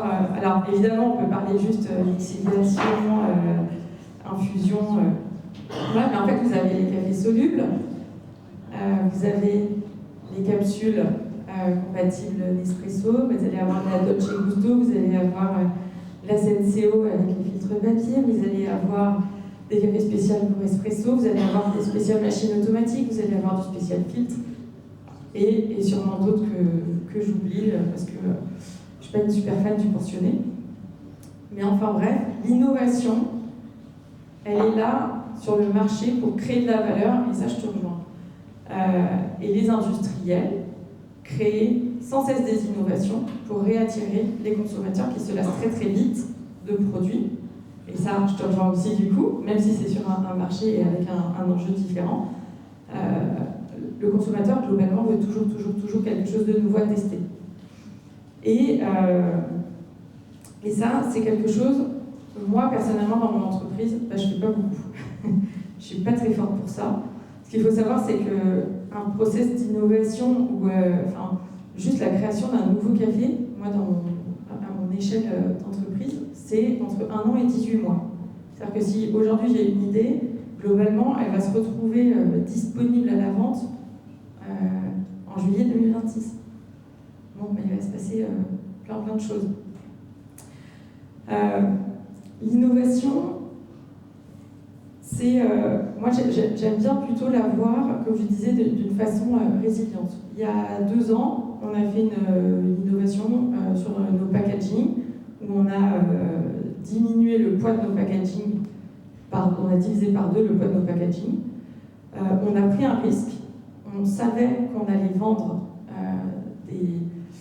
du café dans des sachets qui étaient moins hermétiques, mais c'était un vrai parti pris parce qu'on a parlé de traçabilité, on a parlé de richesse des sols, le plastique c'est un super fléau, et aujourd'hui on en retrouve, il y a des plantes qui sont capables de les absorber, on se retrouve avec des nanoparticules de plastique dans tous les sols. Donc nous on a essayé de vraiment innover sur cette partie-là, en rendant disponible grand public des sachets 100% recyclables. On a d'autres innovations qui sont plutôt d'ordre pédagogique. Par exemple, sur notre marque Empreinte, on a décidé de donner comme nom à nos produits la note aromatique dominante. C'est destiné au grand public. Et déjà, ça permet de faire comprendre à monsieur, madame, tout le monde qu'un café, il peut avoir une note plutôt fruitée, florale, épicée, cacaotée, noisette, etc. Et ça peut paraître tout bête, mais c'est en soi une innovation. Parce que personne ne le fait jusqu'à présent. Tout le monde vend un Éthiopie, un terroir, un descriptif, une histoire, mais personne ne vend un goût. Donc nous, on a décidé de faire ça. Et l'autre innovation qu'on a apportée sur cette gamme-là, par exemple, c'est la transmission d'informations, là encore, puisqu'on a sélectionné donc, les cafés qui sont dans la gamme empreinte pour donc, le goût et aussi le projet. Et le projet des producteurs, on l'explique au dos à l'aide de podcasts, une chaîne de podcasts qu'on a fait, sur lequel je parle, pour expliquer, en tant que consommateur, enfin, déjà pour les producteurs, l'impact de leur projet aujourd'hui et pour demain. Et en quoi, en tant que consommateur, c'est important de soutenir des projets comme ça. Et ça, c'est vraiment des choses qu'on essaye de mettre en place via des innovations, plutôt de façon de communiquer aux consommateurs. Et pas juste d'aller leur vendre un nouveau goût, un nouveau café, un cappuccino Dolce Gusto ou que sais-je. Voilà. Donc, nous, on aime vraiment bien faire ça. Je ne sais plus où je voulais en venir, je suis désolée. Les process, je pense que toi aussi, Denis, tu vois toutes ces innovations. Au sein de Belco, vous avez une diversité de clients. J'imagine que tu vois toutes ces innovations arriver, toutes les diverses demandes. Et toi, de ton point de vue de responsable qualité, comment tu appréhendes ça? Alors nous, merci Mélanie, c'est que nous aussi l'innovation, on est touché, on est au milieu de cette filière, donc on est touché positivement ou négativement, ça c'est vous qui décidez. Mais en tout cas, on est, comme on disait tout à l'heure, on est des humains. Donc on est des humains à la qualité, ça veut dire qu'on peut aimer ou ne pas aimer ce genre de process, parce que nous, ce qui va nous toucher, c'est peut-être la partie évaluation de ce genre de process, c'est compliqué. Évaluation déjà organoleptique, c'est des intensités qui sont folles des fois. Comment on l'évalue? Comment on fait évoluer notre façon de noter pour retranscrire, on va dire pas la réalité, mais en tout cas une vision multifactorielle de ce café-là à travers sa dégustation. Il peut y avoir des gens dans l'équipe qui adorent, en tant que consommateur, ce genre de profil, d'autres qui aiment moins. On s'en fiche un peu. Nous, on s'en fiche un peu de ça, parce que là, on est dans une posture où on doit essayer d'évaluer. Donc, évaluer ce genre de café, où on en a parlé, c'est souvent la partie aromatique qui est extrêmement intense et peut-être complexe. Pour nous, la partie aromatique, c'est 50% d'une note. Ça, il y a quand même toujours autre chose à noter. Et ça, c'est important pour nous, et je pense pour tout le monde, de se dire que qu'est-ce qu'un beau café, c'est pas que de l'aromatique. Un beau café, il peut y avoir aussi un équilibre extraordinaire, un corps aussi, une acidité, une longueur en bouche, et évidemment, pour la combinaison de tout ça marche bien ensemble, c'est une expérience qui est fantastique. En tout cas, nous, c'est essayer de travailler sur ça. À la fois, c'est aussi la question de quel référentiel. Un référentiel et des intensités aussi grandes sur cette partie innovation, c'est de demander comment on place ça sur l'échiquier de tous les cafés de qualité. Café spécialité ou café de qualité. Et ça aussi, c'est une vraie question. Et c'est une question qu'il faut qu'on puisse, je pense, chacun prendre un peu de recul dessus.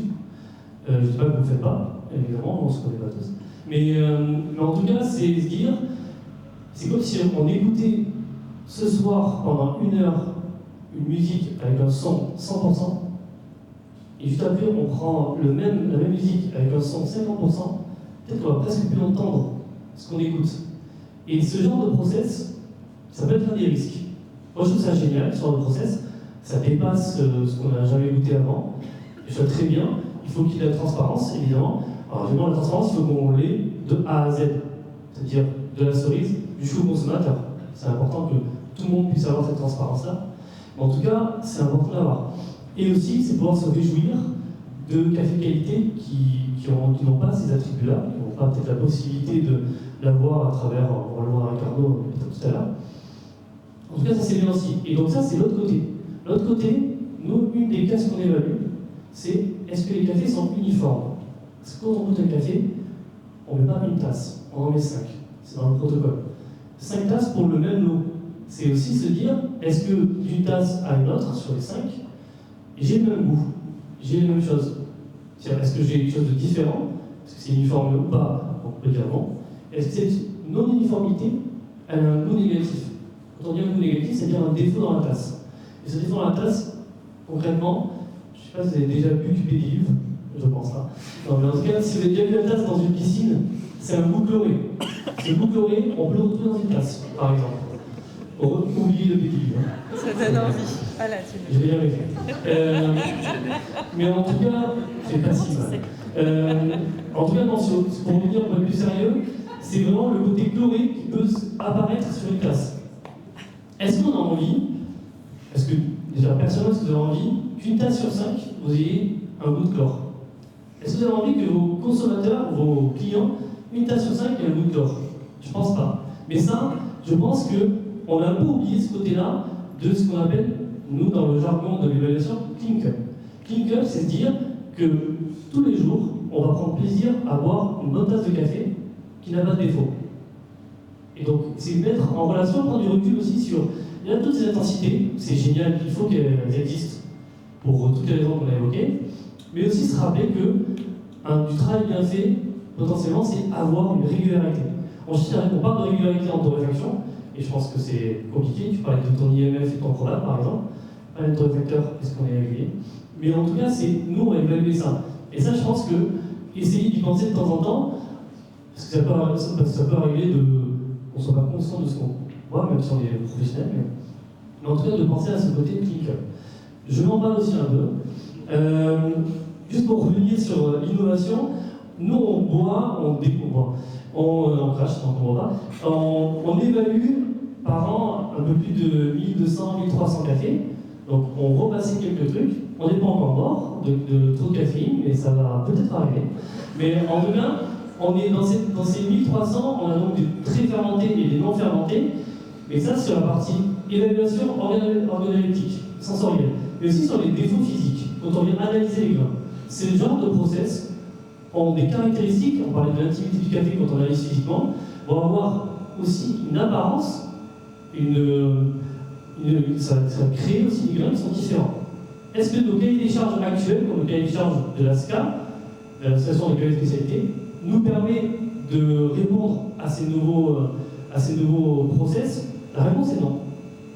Aussi aujourd'hui, le protocole de la SCA, donc le café spécialité, qu'est-ce que le café spécialité? Ça a été basé sur un café lavé. Aujourd'hui, dans tout ça va être obsolète. Un exemple, quand un grain est très fermenté, il peut y avoir des grains qui sont jaunes. Pour ceux qui voient du café vert un peu tous les jours, on a des grains un peu jaunes. On appelle des grains sour, qui ont une fermentation qui est plus importante que qui est séparée de ça. Si on a du grain sour, c'est-à-dire qu'on n'a pas de café spécialité. Quid de ces grands process qui ont des grains sour tous les 3 grains? Donc ça, c'est une vraie question. L'autre question aussi, c'est dans le cahier des charges du café spécialité, et là, on n'est pas sur l'innovation, mais on est un peu sur la prise de recul aussi de l'exigence du café spécialité aujourd'hui, dans cette filière, c'est de dire, s'il y a un quaker, c'est un grain qui a cette couleur, qui n'a pas le grain de la couleur marron de tous les autres grains. Des fois, il peut être reconnaissable. Vous craquez, il sent un peu la cacahuète, selon l'huile. Mais en tout cas, si vous avez sur 100 grammes de café torréfié un point jaune, comme ça, le café n'est pas café spécialité non plus. C'est horrible. C'est-à-dire qu'il y a plein. En fait, si on respectait tout ça, il y aurait très peu de café spécialité. Alors peut-être c'est ce qu'on veut, l'exigence à tout prix pour avoir une tasse exceptionnelle. Ça veut dire quoi une tasse exceptionnelle? En tout cas, le but c'est quand même de pouvoir soutenir une filière, soutenir un volume aussi, parce que finalement ces cafés-là c'est peut-être 0,5% de tout le marché qui existe, de tous les cafés qui sont vendus dans le monde. Donc voilà. En tout cas, tout ça, ce sont pour nous des petits défis à notre échelle de qualiticien, mais pour un producteur, ce sont aussi des grands défis. Ce sont des grands défis pour comment on s'adapte, est-ce qu'on y répond ou pas, comment on travaille sur ça. Et pour ça, c'est vrai. Merci. On a décidé de ne pas être objectif, alors non, je ne connais pas, mais vraiment, moi, je suis assez cohérent. Ce que je bois, c'est ce que j'aime produire, et je ne produis pas forcément ce que j'aime produire, mais le produit, quelquefois obligé de produire ce que le consommateur a envie de consommer. Mais Globalement, ça, c'est pour rejoindre un peu Johan sur ses préférences. C'est quand même assez décevant parce que quand on est producteur, quand même, tout le travail qui a été fait par rapport à la temporalité que j'évoquais tout à l'heure, c'est-à-dire le temps qu'on met pour pouvoir arriver à sa première production, à produire son premier grain, ou même sur une période entre le moment où on a récolté la récolte précédente et où on va avoir la prochaine, il se passe un an. Pendant cette année-là, on travaille pour avoir le meilleur produit possible. Et en fait, ce qu'on espère, c'est que ce grain, on travaille pour le grain, à la différence du vin, et curieusement, tout ce qui a été adapté en termes de fermentation vient du monde du vin qui produit un liquide, qui est le jus. Nous, le jus pour le café, on ne le garde pas. Donc c'est complètement différent. Et pourtant, on a voulu mettre dans le grain ce qu'on prétend mettre dans le jus pour le vin. Alors que la graine, à la base, naturellement, elle ne passe pas par tous ces process extrêmement compliqués et qu'on prétend innovants. Mais cette graine-là, pour qu'elle exprime son terroir, il faut qu'elle reste pratiquement dans son stade naturel, quoi. Et on la triture en fait après avec tous ces process qui exigent d'une certaine façon beaucoup de maîtrise, parce que dès qu'on touche à des macérations, à des fermentations, on essaie de rester, enfin moi j'essaie de rester de toute façon quand on va travailler avec des levures, utiliser des levures indigènes de la plantation, on va pas aller chercher des levures industrielles pour pouvoir obtenir le goût à ananas ou truc. On reste quand même dans la mesure du possible sur ce que nous procure la nature sur l'exploitation. Et je pense que l'innovation, demain, elle devrait être plus reconnue, non pas sur comment on obtient le produit, mais comment on le produit.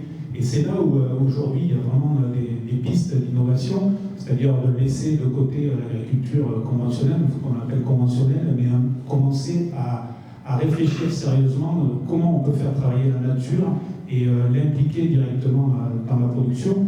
Et aujourd'hui, s'apercevoir que ça, c'est innovant, mais c'est pas un truc de hippie qui fait de la permaculture dans son jardin. C'est vraiment quelque chose d'extrêmement important et qui est comme disent avec les anglicismes, là, qui est scalable à véritablement l'échelle que... Oui. L'échelle, non, mais les trucs challenge, le défi, tout ça. Challenge, je sais pas comment le défi. Ah, c'est bon. Donc on a la possibilité de faire ça vraiment à une échelle globale, et on a un peu tendance à l'oublier. On a l'impression que dès qu'on va travailler en agriculture régénérative, on va perdre en productivité. Bon, c'est faux. Et aujourd'hui, si on veut de la productivité, il faut vraiment un sol vivant. L'agriculture conventionnelle continue de détériorer les sols. La productivité a baissé. Les producteurs aujourd'hui s'étonnent de ne pas être rentables et ils accusent le prix. Or, ce n'est pas le prix qui est responsable, c'est véritablement la productivité. Aujourd'hui, ils sont complètement amnésiques. Leurs parents produisaient 40, 50 quintaux hectares. Aujourd'hui, ils sont à 20, 25. Et ils ne réfléchissent pas sur le fait de pourquoi ils sont à la moitié en mettant le double d'engrais, de produits phytosanitaires qui leur coûtent cher, etc. Donc, il faut arrêter, quoi. À un moment donné, c'est un peu... je sais pas, il y avait une phrase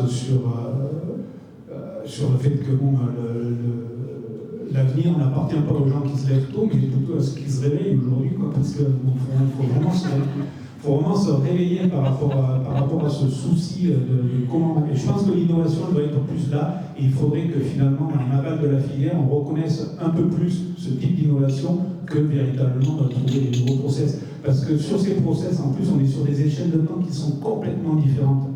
Quand Johan disait tout à l'heure qu'une grande partie est due à la génétique, qu'est-ce que c'est dû à la génétique? Demain, moi je suis producteur, on me demande de changer les variétés, ça va me prendre, pour revenir à l'équilibre économique, ça va me prendre 15 ans.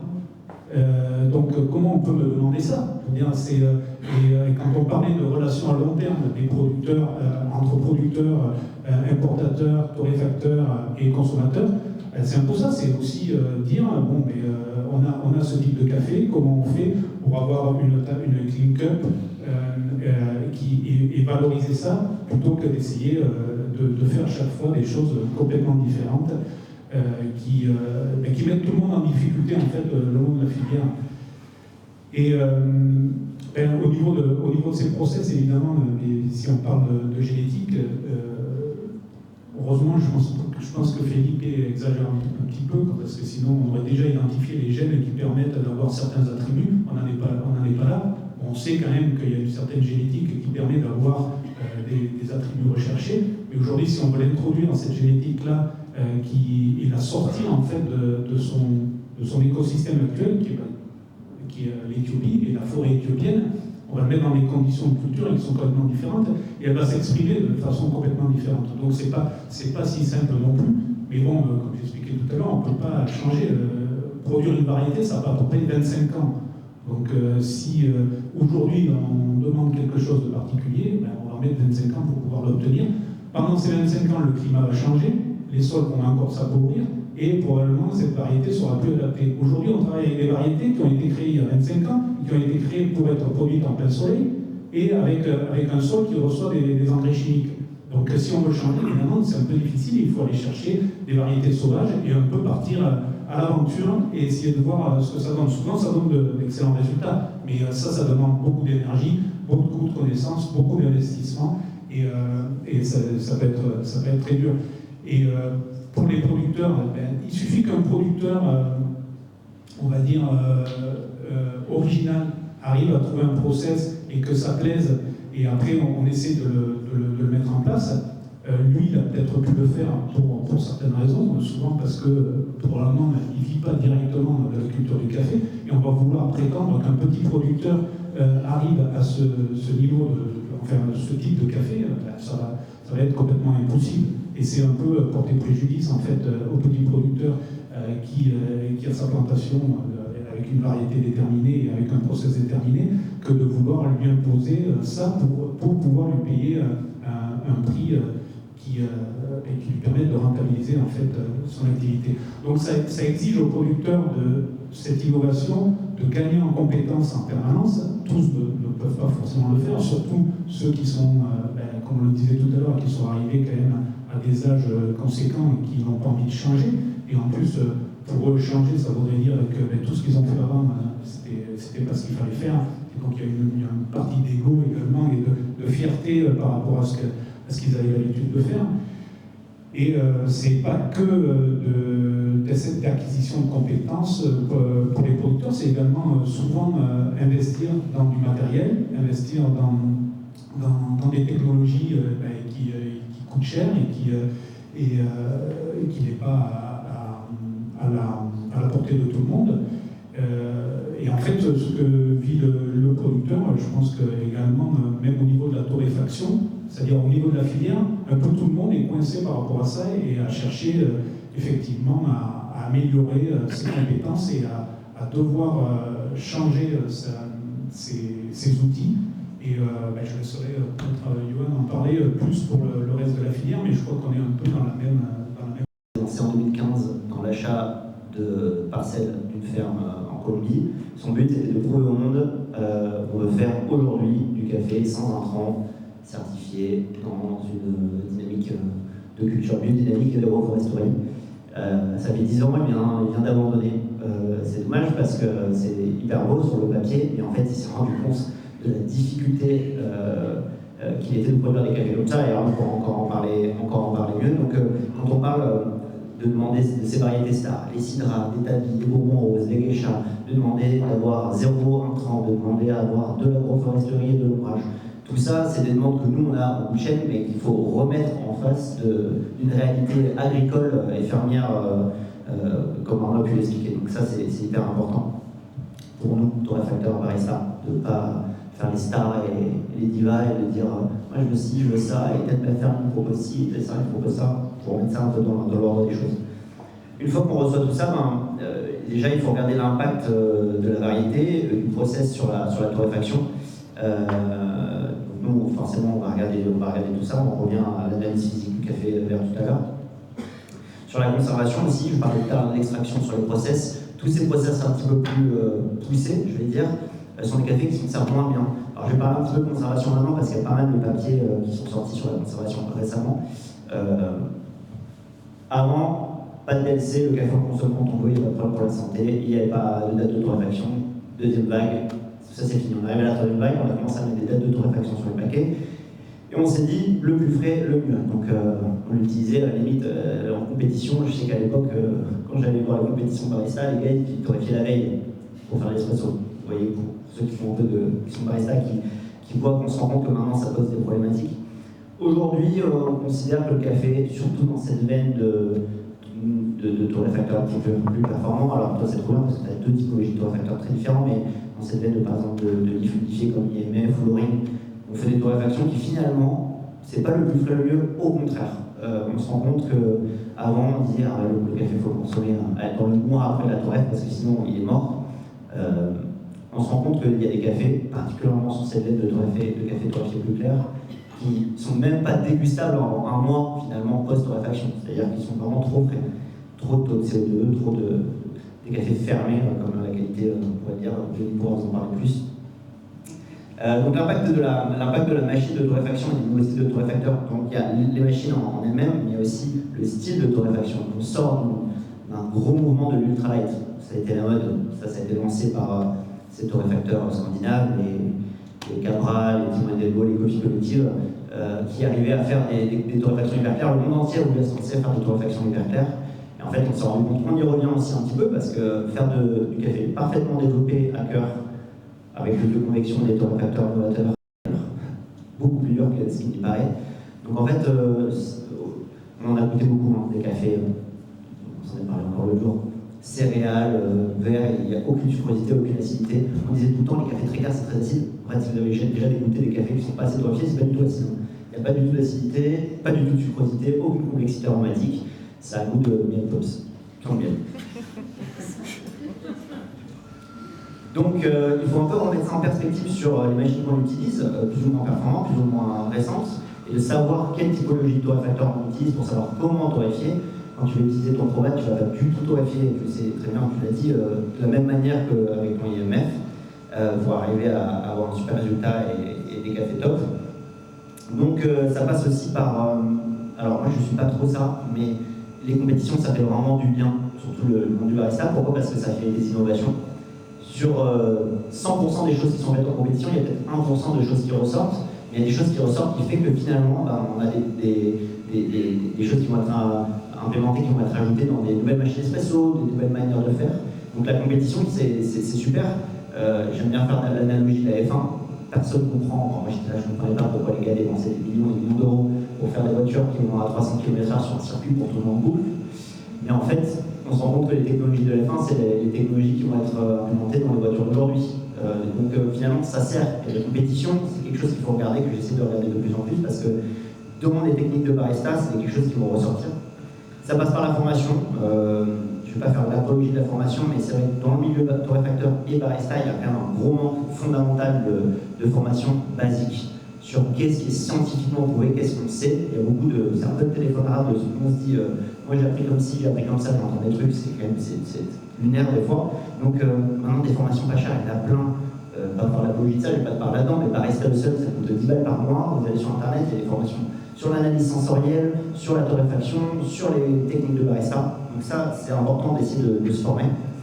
Et la dernière chose, c'est, moi ça me passionne particulièrement, c'est suivre un peu, il y a toute une vague de scientifiques qui s'intéressent au café de plus en plus, qui n'ont rien à voir avec le café, et qui sortent des papiers tous les jours. Je pense à Samuel Larquet, qui est à l'université de Zurich, à Jonathan Gagné, qui est un astrophysicien canadien, à Christopher Ferran, qui sortent des papiers. Eux, à la base, ils ne sont pas dans le café, ils sortent des papiers sur, ok, c'est bien beau ce que vous dites tous là de la communauté du café, mais regardez vraiment ce qu'il en est. Comme, par exemple, pendant longtemps, moi, je l'ai dit en formation, les cafés les plus denses, les cafés lavés, c'est les cafés plus durs à extraire, donc il va falloir des eaux plus chaudes, faire plus d'efforts pour l'extraire.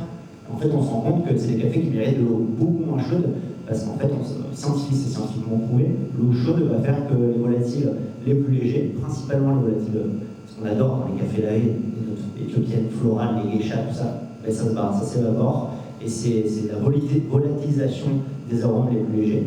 Donc en fait, on se rend compte que utiliser des eaux beaucoup moins chaudes, c'est des techniques. Alors tout ça, c'est des choses sur lesquelles il faut se former et il faut suivre. Donc il faut un peu remuer un peu ce qu'on pense savoir sur les techniques de barista, sur toutes ces innovations, sur tous ces process. Donc tout ça, ça veut dire qu'il faut s'intéresser et il faut se parler les uns en la chance d'avoir une communauté qui est assez forte et soudée, particulièrement localement. Donc n'hésitez pas à venir nous en parler. Il y a plein de torréfacteurs et de baristas là ce soir dans la salle. Ça, c'est notre côté, nous, en tant que barista, serveur, sommelier ou l'appelez vous voulez du café. Mais ça veut dire quoi? Ça veut dire que c'est pas pour nous, pour se faire plaisir. On est quand même là dans un métier de service, on est là pour des consommateurs. Et donc, sur la partie consommateur final, tout ça, ça a un impact. Toi, Mélanie, comment tu communiques ça en plus, surtout dans la GD, comment tu arrives à communiquer ça au consommateur final et à tes clients? Ça, c'est compliqué de communiquer ça. En fait, je me pose une question, j'ai une phrase qui résonne depuis un voyage que j'ai fait en Ouganda avec Leslie notamment, avec un producteur qui a dit cette phrase. Lui, il avait des exigences envers les producteurs avec qui il travaillait. Il disait « Ai-je tout mis en place pour lui permettre de répondre à mes exigences ?» Et cette phrase, pour moi, elle résonne vachement en tant que chef d'entreprise, évidemment avec mes collaborateurs, mais aussi en tant que consommatrice. Et aussi en tant que torréfactrice qui va transmettre de l'information. C'est-à-dire que des fois, je peux me plaindre, oh là là, les gens ne s'intéressent pas au café, ils n'y comprennent rien, on en est encore à Arabica, Robusta, c'est quoi, voilà. Ils ne comprennent pas que mon café il est plus cher que les autres, mais en même temps, derrière, c'est tellement différent. Quand on va chez McDo et quand on va chez Ducasse, on ne s'attend pas à payer le même prix. En même temps, on n'a pas la même chose dans l'assiette. Enfin, si assiette il y a. Et donc, évidemment, comment moi, je vais réussir à transmettre ça? Juste un tout petit point, le marché, un petit peu de chiffre, mais le marché du specialty en France, c'est 10% du café. La commodité, c'est donc 90%. Et au niveau de la consommation, la grande distribution, c'est 60%. Toute la partie RHF, donc café, hôtel, restaurant, aussi au bureau, les distributeurs automatiques, etc. Ça, c'est 25%. Et le reste, c'est dans des boutiques spécialisées. Donc en gros, on se rend bien compte que la majorité des consommateurs, la seule information à laquelle ils ont accès à l'instant T, 60% des ventes en tout cas, voire 15 si je prends les boutiques spécialisées qui n'ont pas non plus toujours quelqu'un pour expliquer, c'est le pack.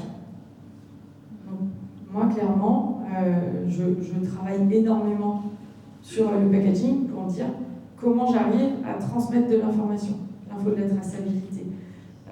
Clairement, tu parlais de mettre la date de torréfaction. Sur mon marché, c'est quelque chose d'impossible. Parce qu'en fait, ça va vite. Le consommateur, il est dans un supermarché, il regarde pas tout. Déjà, il n'est pas renseigné sur l'ensemble des produits qu'il achète. Il n'est pas passionné partout. Donc, il voit une date, il se dit sa date de péremption. Il y va. Donc, la merde, c'était la date de torréf. Forcément, on a l'impression que c'est toujours trop vieux. Évidemment, pas d'information de savoir à quel moment on doit boire le café, parce qu'il a été fait sur quelle machine, etc.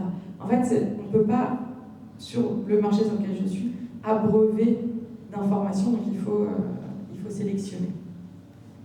Et donc moi, j'ai travaillé plutôt sur tout ce qui est traçabilité et tout ce qui est enjeux environnementaux et sociaux. Moi, ça a été vraiment mon fer de lance pour expliquer et pour vraiment que le consommateur comprenne que les choses ont un prix et qu'il faut accepter de payer plus cher certains produits. Et donc, je vous invite à faire ça en tant que professionnel. Si vous êtes barista, à savoir avec qui vous travaillez et pourquoi le café vaut ce prix-là.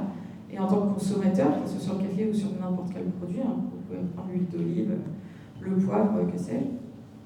Pourquoi tel produit est plus cher qu'un autre? Est-ce que c'est vraiment que du marketing?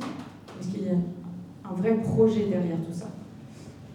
Donc voilà, en tout cas, je vous invite vraiment à réfléchir, vous en tant que consommateur, à vous poser cette question. Si j'ai des exigences envers un produit, ai-je tout mis en place pour lui permettre de répondre à mes exigences. Denis, je vais te laisser le mot de la fin sur la partie qualité au global et tout ce qu'on a pu évoquer. Oui, ben là on arrive à la fin du voyage des qualités.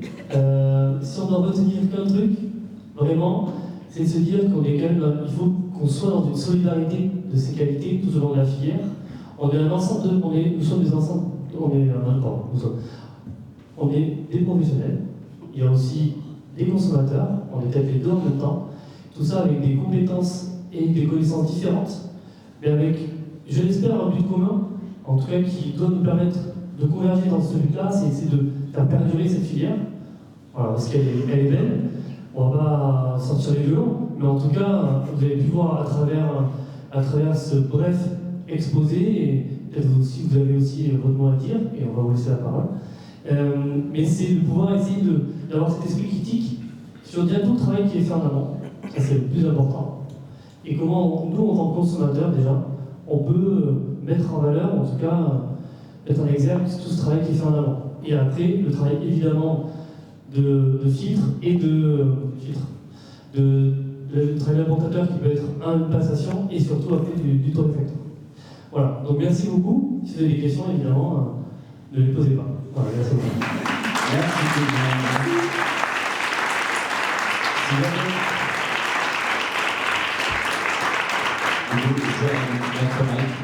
Si vous avez des questions, c'est right now. Sinon, on est dispo après. Je vous en avais 2, 3. Personne ne pose de questions aussi. Merci. Merci, Pauline. Merci. J'ai une question par rapport à l'ASCA. Et donc, c'est café avec plein de process différents. Je disais que c'est compliqué aujourd'hui de les évaluer parce que la SCA ne permet, en tout cas la feuille SCA d'évaluation en cooking ne permettait pas d'avoir une réévaluation, en tout cas qui reflète et qui est comparable par rapport aux autres cafés. Donc ma question c'est comment, en fait, je ne sais pas si vous avez la réponse d'ailleurs, mais comment est-ce qu'on peut en tout cas s'adapter et est-ce que l'ASCA y réfléchit? Parce qu'aujourd'hui, le contraste, c'est que dans les compétitions, ce sont ces cafés-là qui sont mis en avant aussi beaucoup et qui lancent cette tendance. Donc il y a en fait un gros écart entre la note et ce qui est demandé en amont et en fait ce qui est sorti et proposé et qui lance les tendances après pour les consommateurs finaux. Merci Pauline. Sur l'ASCA, rapidement, il y a... sur l'ASCA, rapidement, il y a 2 éléments. Il y a la partie analyse, on va dire observation de ce qu'est un café à l'aune d'un café de qualité. Et comme on le disait, beaucoup d'autres importateurs peuvent prendre en cadre la partie SCA, mais ça en franchit aussi certains aspects pour essayer de pouvoir donner une description, on va dire, complète de ces cafés-là. Sur la partie compétition, sur la SCA, est-ce qu'elle y réfléchit? Elle y réfléchit, elle a même produit une nouvelle grille. Je ne sais pas si vous l'avez déjà essayé. C'est aujourd'hui, la SCA, comme nous on l'entend, on va dire en tant que chez Velco, c'est la fiche qui a été créée dans les années 2000, qui a été créée par le CQL, donc Coffee Quality Institute, désolé c'est en anglais, donc je suis obligé de le dire, pardon, et l'ASCA. Aujourd'hui, l'ASCA s'affranchit de cette première grille qu'il trouvait trop complexe ou qui n'était pas dans la pertinence de la réalité d'aujourd'hui. Et donc aujourd'hui, là, ce qu'ils appellent le Coffee Value Assessment, je vous invite à aller voir. C'est une nouvelle fiche de dégustation et les compétitions, on peut utiliser ça. C'est lié à plutôt des intensités. Intensité de l'aromatique, intensité de l'angle en bouche, l'acidité, etc., etc. Il y a même un défaut que nous on appelle surfermenté qui n'existe plus dans cette nouvelle grille. On parlait des cafés et des innovations de très haute intensité et des fermentations plus poussées. Aujourd'hui, ce défaut-là n'existe plus sur cette grille-là. Nous, on l'utilise encore, on a encore eu un cas aujourd'hui de café surfermenté, mais toujours dans un contexte d'un café qui ne devait pas être surfermenté. C'est ça la différence. Mais en tout cas, nous on ne l'utilise pas parce qu'elle n'est pas pertinente pour notre travail. Mais aujourd'hui, l'ASCA a fait évoluer. Et ça fera bouger les autres peut-être, et c'est bien. Et moi, je vous invite à utiliser plusieurs grilles d'analyse, plusieurs styles de dégustation pour toujours voir différentes facettes du café. Mais pas, il n'y a pas que là, c'est évident. Mais essayer ça, c'est intéressant.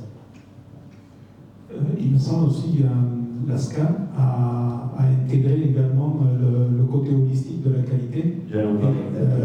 Tu voulais en parler? Non, parce que moi je ne suis pas tellement au courant, mais je sais qu'enfin ils ont intégré la partie des pratiques dans la vision holistique de la qualité, qui n'est pas que sensorielle ou physique, mais qui est également sur les pratiques de production. Les pratiques environnementales et les pratiques agricoles, je ne vais pas trop m'étendre dessus, mais c'est vrai qu'ils y réfléchissent. En tant que prof, je pense à tous les updates de l'ASCA et j'en parlais tout à l'heure de qu'est-ce que c'est la définition de la qualité, est-ce que c'est juste la tasse ou est-ce qu'il y a aussi l'aspect social et environnemental, et ça devrait rentrer en compte dans la notation globale d'un café, donc tout l'aspect holistique, c'est-à-dire l'aspect pratique agricole va être intégré. Effectivement, c'est des choses qui réfléchissent même pas, c'est déjà fait. La question c'est, on est à la jonction de l'ancienne méthode et de la nouvelle, et certains utilisent l'ancienne, certains utilisent la nouvelle. Et pour finir, il y a la grille donc descriptive sur les intensités de dégustation, il y a aussi la partie affective, donc c'est de qualité perçue. Donc là, et ça c'est important pour vous quand vous dégustez, c'est pour quel objectif vous dégustez. Et cette fiche affective va pouvoir répondre à ça. Si l'objectif c'est trouver un nouveau café pour ma gamme empreinte, qui a la note citron, qui est le café citron, pardon, je ne sais pas si c'est un café. Non, mais c'est pas grave. Voilà. Peut-être que c'est un exemple. Et en tout cas, tu vas déguster le café avec cette grille affective pour répondre à cet objectif précis. Et ça, c'est hyper important. On déguste pour un objectif, pour comprendre en fait ce que l'on veut faire. J'ai une petite question, la question qui gratte. On a un marché qui est de plus en plus tendu, un marché final, que ce soit du B2B ou du B2C, qui est de plus en plus en tension sur le prix final. Parce que les gens n'ont pas d'argent, parce que les sociétés n'ont pas d'argent, parce que le CHR est en énorme crise aujourd'hui. Quel impact à moyen terme sur la qualité au niveau des fermes, au niveau aussi du process? Est-ce qu'on va continuer à chercher à augmenter la qualité, ou est-ce qu'on va chercher plutôt à augmenter l'efficience pour répondre à ce nouveau besoin qui est d'avoir des choses de moins en moins chères, avec un regard sur la qualité, je trouve, qui n'augmente pas, voire a tendance à parfois un petit peu baisser? Moi, je vais répondre juste la vision en amont. D'un côté, l'augmentation du prix aujourd'hui du marché à terme, évidemment, les producteurs n'ont aucun impact sur le marché à terme, évidemment, ils le subissent aussi bien que peuvent le subir les torréfacteurs. Tout à l'heure, j'ai évoqué le fait que le prix, en fait, c'est pas le levier de rentabilité pour le producteur. Aujourd'hui, le levier de rentabilité, c'est la productivité, pas le prix. Et ça, il faut que les producteurs aussi se l'enlèvent un petit peu de la tête, parce que c'est toujours à se plaindre du prix. Et je prendrai comme exemple, et là c'est pour ça qu'il faut une réflexion absolument de toute la filière. Il y a quelques semaines, on a parlé de 10 centimes d'augmentation du petit noir au comptoir. 10 centimes d'augmentation, si on le rapporte au prix payé aux producteurs, c'était à l'époque, avec un marché qui dépassait légèrement les 200, aujourd'hui c'est arrivé à 300, cette augmentation-là du prix, les 10 centimes en question, c'était déjà multiplié par 2 le prix. C'est-à-dire monté à 400, aujourd'hui on est à 300. C'est-à-dire l'augmentation qu'il y a eu sur le café au comptoir, elle ne couvre pas du tout, et elle est même 2 fois plus élevée que celle qu'il y a eu sur le marché à terme. Donc en fait, il y a des distorsions sur des prises de marge, et c'est ce qu'on parlait tout à l'heure sur la transparence justement de la filière, de savoir où est-ce qu'il y a quelqu'un qui, par rapport à ce que disait Denis, se met en marge de cette solidarité que doit avoir la filière, et le fait que tout ça, ça devrait constituer une communauté, et sinon on n'arrivera pas à pérenniser la production d'un côté et à pérenniser la consommation de l'autre côté. Et comme on est tous dépendants de cette filière-là, il faut réfléchir effectivement comment se répartit la valeur ajoutée et où est-ce qu'elle disparaît. Parce qu'effectivement, aujourd'hui, tout le monde se plaint, mais c'est pas... Il y a eu une augmentation du prix des intrants au niveau des producteurs, ce qui a fait que les producteurs, la réponse à ça, c'est utiliser moins d'intrants, être moins productif et alimenter encore plus ce cercle vicieux où on dit et de ne pas changer ces pratiques et qui fait que on est un peu dans un impasse. J'ai pas de réponse malheureusement, mais ce que je veux dire, c'est que plus on arrive quelqu'un a une réponse? Moi, j'ai pas de réponse, mais je suis un petit peu plus optimiste que toi. Il y a quelques années, on payait l'essence moins d'1 euro. Aujourd'hui, si on devait l'avoir à 1,50 €, ça serait la grosse teuf. Et pourtant, ça c'est arrivé entre 6 mois et 1 an, l'essence a fait x2. C'est ce qui se passe exactement avec le café, c'est-à-dire qu'aujourd'hui, il y a quand même un peu ce côté, on absorbe le choc de la hausse du prix global. Nos clients absorbent ce choc, les consommateurs absorbent ce choc. Donc oui, ça va mettre un petit temps. Après, à nous, comme je le disais tout à l'heure, d'éduquer, à nous d'expliquer la différence de prix, elle vient d'où. À nous de trouver le modèle économique qui fait qu'on va réussir à continuer à pérenniser nos entreprises. Le specialty, c'est 10% du marché en France. Il y a encore de la marge. Si les gens étaient prêts à consommer ce type de café, pas s'inquiéter, ils ne vont pas aller acheter du grand-mère demain. Ils vont peut-être en consommer moins, c'est vrai. Ça, je suis d'accord avec toi, ils vont en consommer moins. Mais à nous de convaincre plus de monde de consommer mieux. Et je pense que c'est plus ça le défi que vraiment se dire mais de toute façon, plus personne n'a plus d'argent et on va tous crever demain. Je ne dis pas que ça va être facile. C'est pas ce que je dis. Mais vraiment, remets-toi en tête l'idée de l'essence où ça a été un énorme choc et où il y avait énormément de monde dans la rue parce que c'était trop cher. Et aujourd'hui, on n'est plus du tout dans cette échelle-là. Pourquoi ? Parce que il y a eu voilà, comme tout changement, il y a eu le déni, la colère, l'acceptation et puis le remontement. Je pense qu'on en est là.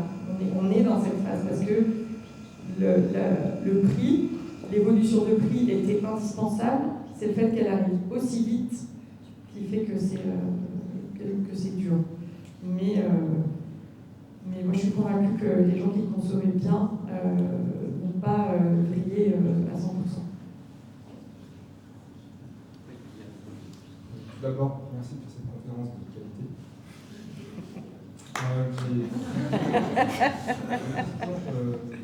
Vous avez évoqué plusieurs fois le terme d'activité de l'eau. Est-ce que vous pouvez nous dire en quelques mots qu'est-ce que c'est, qu'est-ce que ça représente, et peut-être la différence avec l'humidité? Rapidement, l'activité d'eau et l'humidité, donc ce sont deux éléments qu'on va évaluer qui sont en rapport avec de l'eau. L'humidité, c'est un taux d'humidité, donc c'est une quantité d'eau que vous pouvez retrouver dans le grain, qui s'exprime en pourcentage. Pardon. Et après, l'activité de l'eau, ça va être différent, ça va être l'énergie de l'eau dans le grain. L'énergie de l'eau qui va s'exprimer de 0 à 1, c'est finalement d'évaluer le potentiel, en tout cas ou le risque, du grain à réagir avec son environnement. Un exemple, vous prenez une pomme séchée, la pomme, vous la pelez. Avec la pomme, donc, il y a une activité d'eau qui est très importante. La pomme séchée, elle a séché comme le café peut sécher, alors il y a une activité d'eau qui est assez faible. La pomme qui vient d'être pelée va réagir, on a déjà laissé un café de pomme à l'air libre, va réagir très très rapidement avec son environnement. Et nous, l'activité d'eau nous permet de pouvoir questionner ce risque-là, ce risque de communication avec l'extérieur. Et ça, c'est la question du stockage, par exemple, du stockage du café vert. Un café vert, est-ce qu'il est bien stocké de A à Z? Peut-être qu'on peut faire attention jusqu'au bout, on a dit qu'on crée de la valeur, après c'était la détérioration. Est-ce qu'aujourd'hui, le café, quand il est, par exemple, ici à l'alchimiste, à quelle température, quelle variation de température, quelle humidité, quelle variation d'humidité? Tout ça va faire réagir le grain. Et selon l'activité de l'eau de ce café-là, il va plus ou moins vite réagir. Et plus ou moins vite réagir, un des éléments qui va s'oxyder, c'est ces lipides à l'intérieur. Et si les lipides s'oxydent avec les protéines, on va avoir des notes de papier. C'est une molécule qui s'appelle 32 nonénal qui donne un goût de carton. Donc voilà. Un goût de carton, on ne va peut-être pas l'avoir, mais ça peut arriver, c'est un produit vivant. Et donc l'activité d'eau nous permet d'avoir une donnée qui donne une information à prendre en compte pour quand est-ce que je prends ce café-là, est-ce que je prends en fin de récolte ou pas, selon la valeur de cette activité d'eau. On ne peut pas tout prédire, mais en tout cas, c'est gérer l'incertitude et à travers l'activité d'eau. Il y a une corrélation entre l'humidité et l'activité d'eau, mais elle n'est pas totale non plus. Parce que selon comment on va sécher, rapidement, fortement, lentement, bien ventilé ou pas, on va plus ou moins évaporer l'eau qui est libre, mais aussi le reste de l'eau qui va rester l'énergie qui est dans les tissus du grain.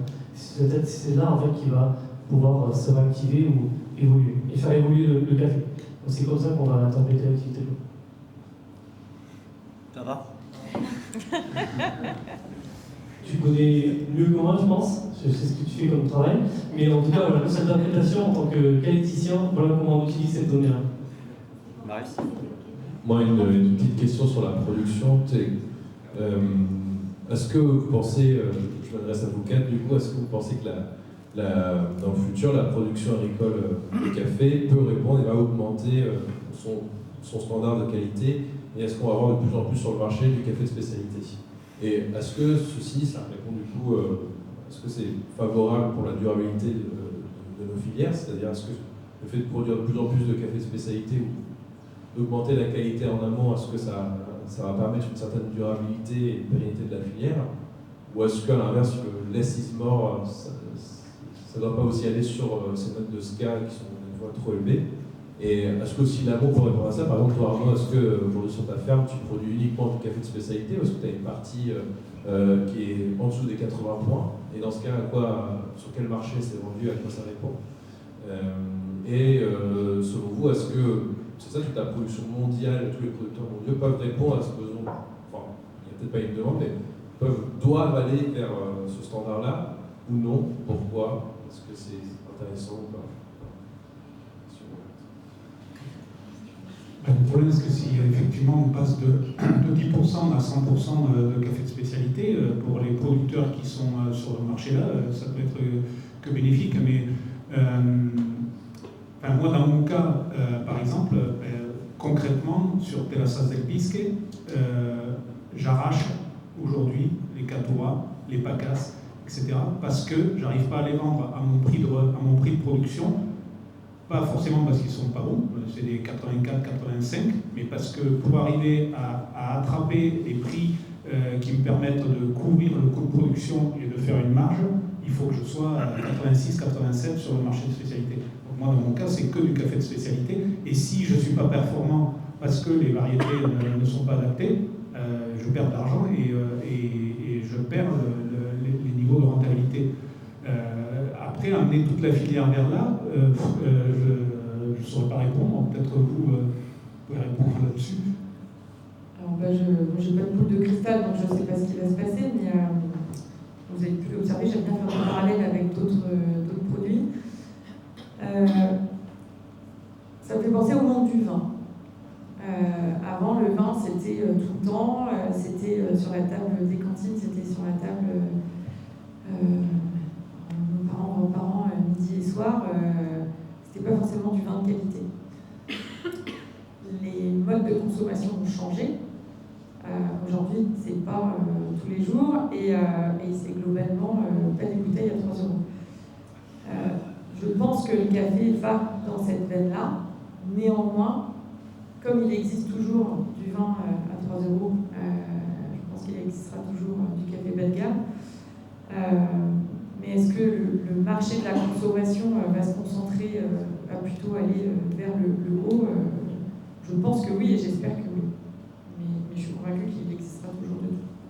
Donc s'il reste du café de bas de gamme, c'est-à-dire qu'on va continuer à avoir toujours peut-être des producteurs qui ne peuvent pas vivre de cette filière-là. Ça peut-être que ça implique aussi. En fait,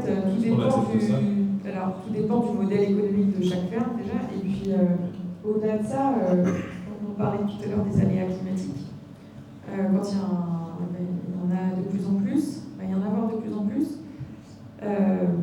S'il y a un aléa climatique sur une exploitation, qu'est-ce qu'il faut faire? Il faut tout jeter ou il faut réussir à vendre ce qui peut être vendu à la qualité qu'elle représente. J'en sais rien, et je pense que c'est vraiment là pour le coup du cas par cas. Voilà, donc je n'ai pas de réponse exacte, mais en tout cas je pense que l'orientation va quand même continuer d'aller vers des cafés, vers la consommation de café de meilleure qualité. Juste pour ajouter un mot là-dessus, je pense le trend fait que le café spécialité est tellement en coupe que de plus en plus on gagne des parts de marché. Moi, quand je commençais le café spécialité, on n'était pas à 10%, hein, c'était moins d'1%. C'est comme la bourse, est-ce que ça va continuer? On ne sait pas. Ce qui est sûr, c'est que ce qu'on voit, c'est que du réchauffement et des règlements climatiques, on va avoir des productions toujours plus compliquées, de moins en moins de terre propice à faire du café qualitatif.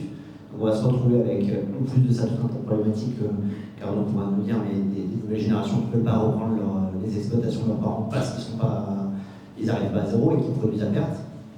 Donc, je reviens sur ton histoire de coût et de prix, et obligatoirement, on va payer, il y aura toujours plus de demandes, autant voire peut-être moins de café, donc les prix vont forcément monter. Donc ça passera par l'éducation de payer plus cher les cafés de manière obligatoire. Les gens ils payent plus cher que quand ils y sont obligés. Donc c'est comme ça, et c'est peut-être pour le mieux, je ne sais pas, c'est une question qu'il faut se poser. Est-ce qu'il y a une dernière petite question quelque part? Yes. Ouais. Alors, je vais essayer d'être rapide parce qu'on met la pression pour être rapide. On va avoir un cours très. Je crois que Quentin est très focus sur les Sur la bière. Non, c'est pas une question, juste 2 points pour rebondir sur ce que tu disais sur ces nouveaux process, enfin ces nouvelles fermentations. Pour ceux qui étaient dans le game, il y a une petite dizaine d'années, on avait la même problématique avec les natures. T'en goûtais un, tu nous avais à peu près tous goûté.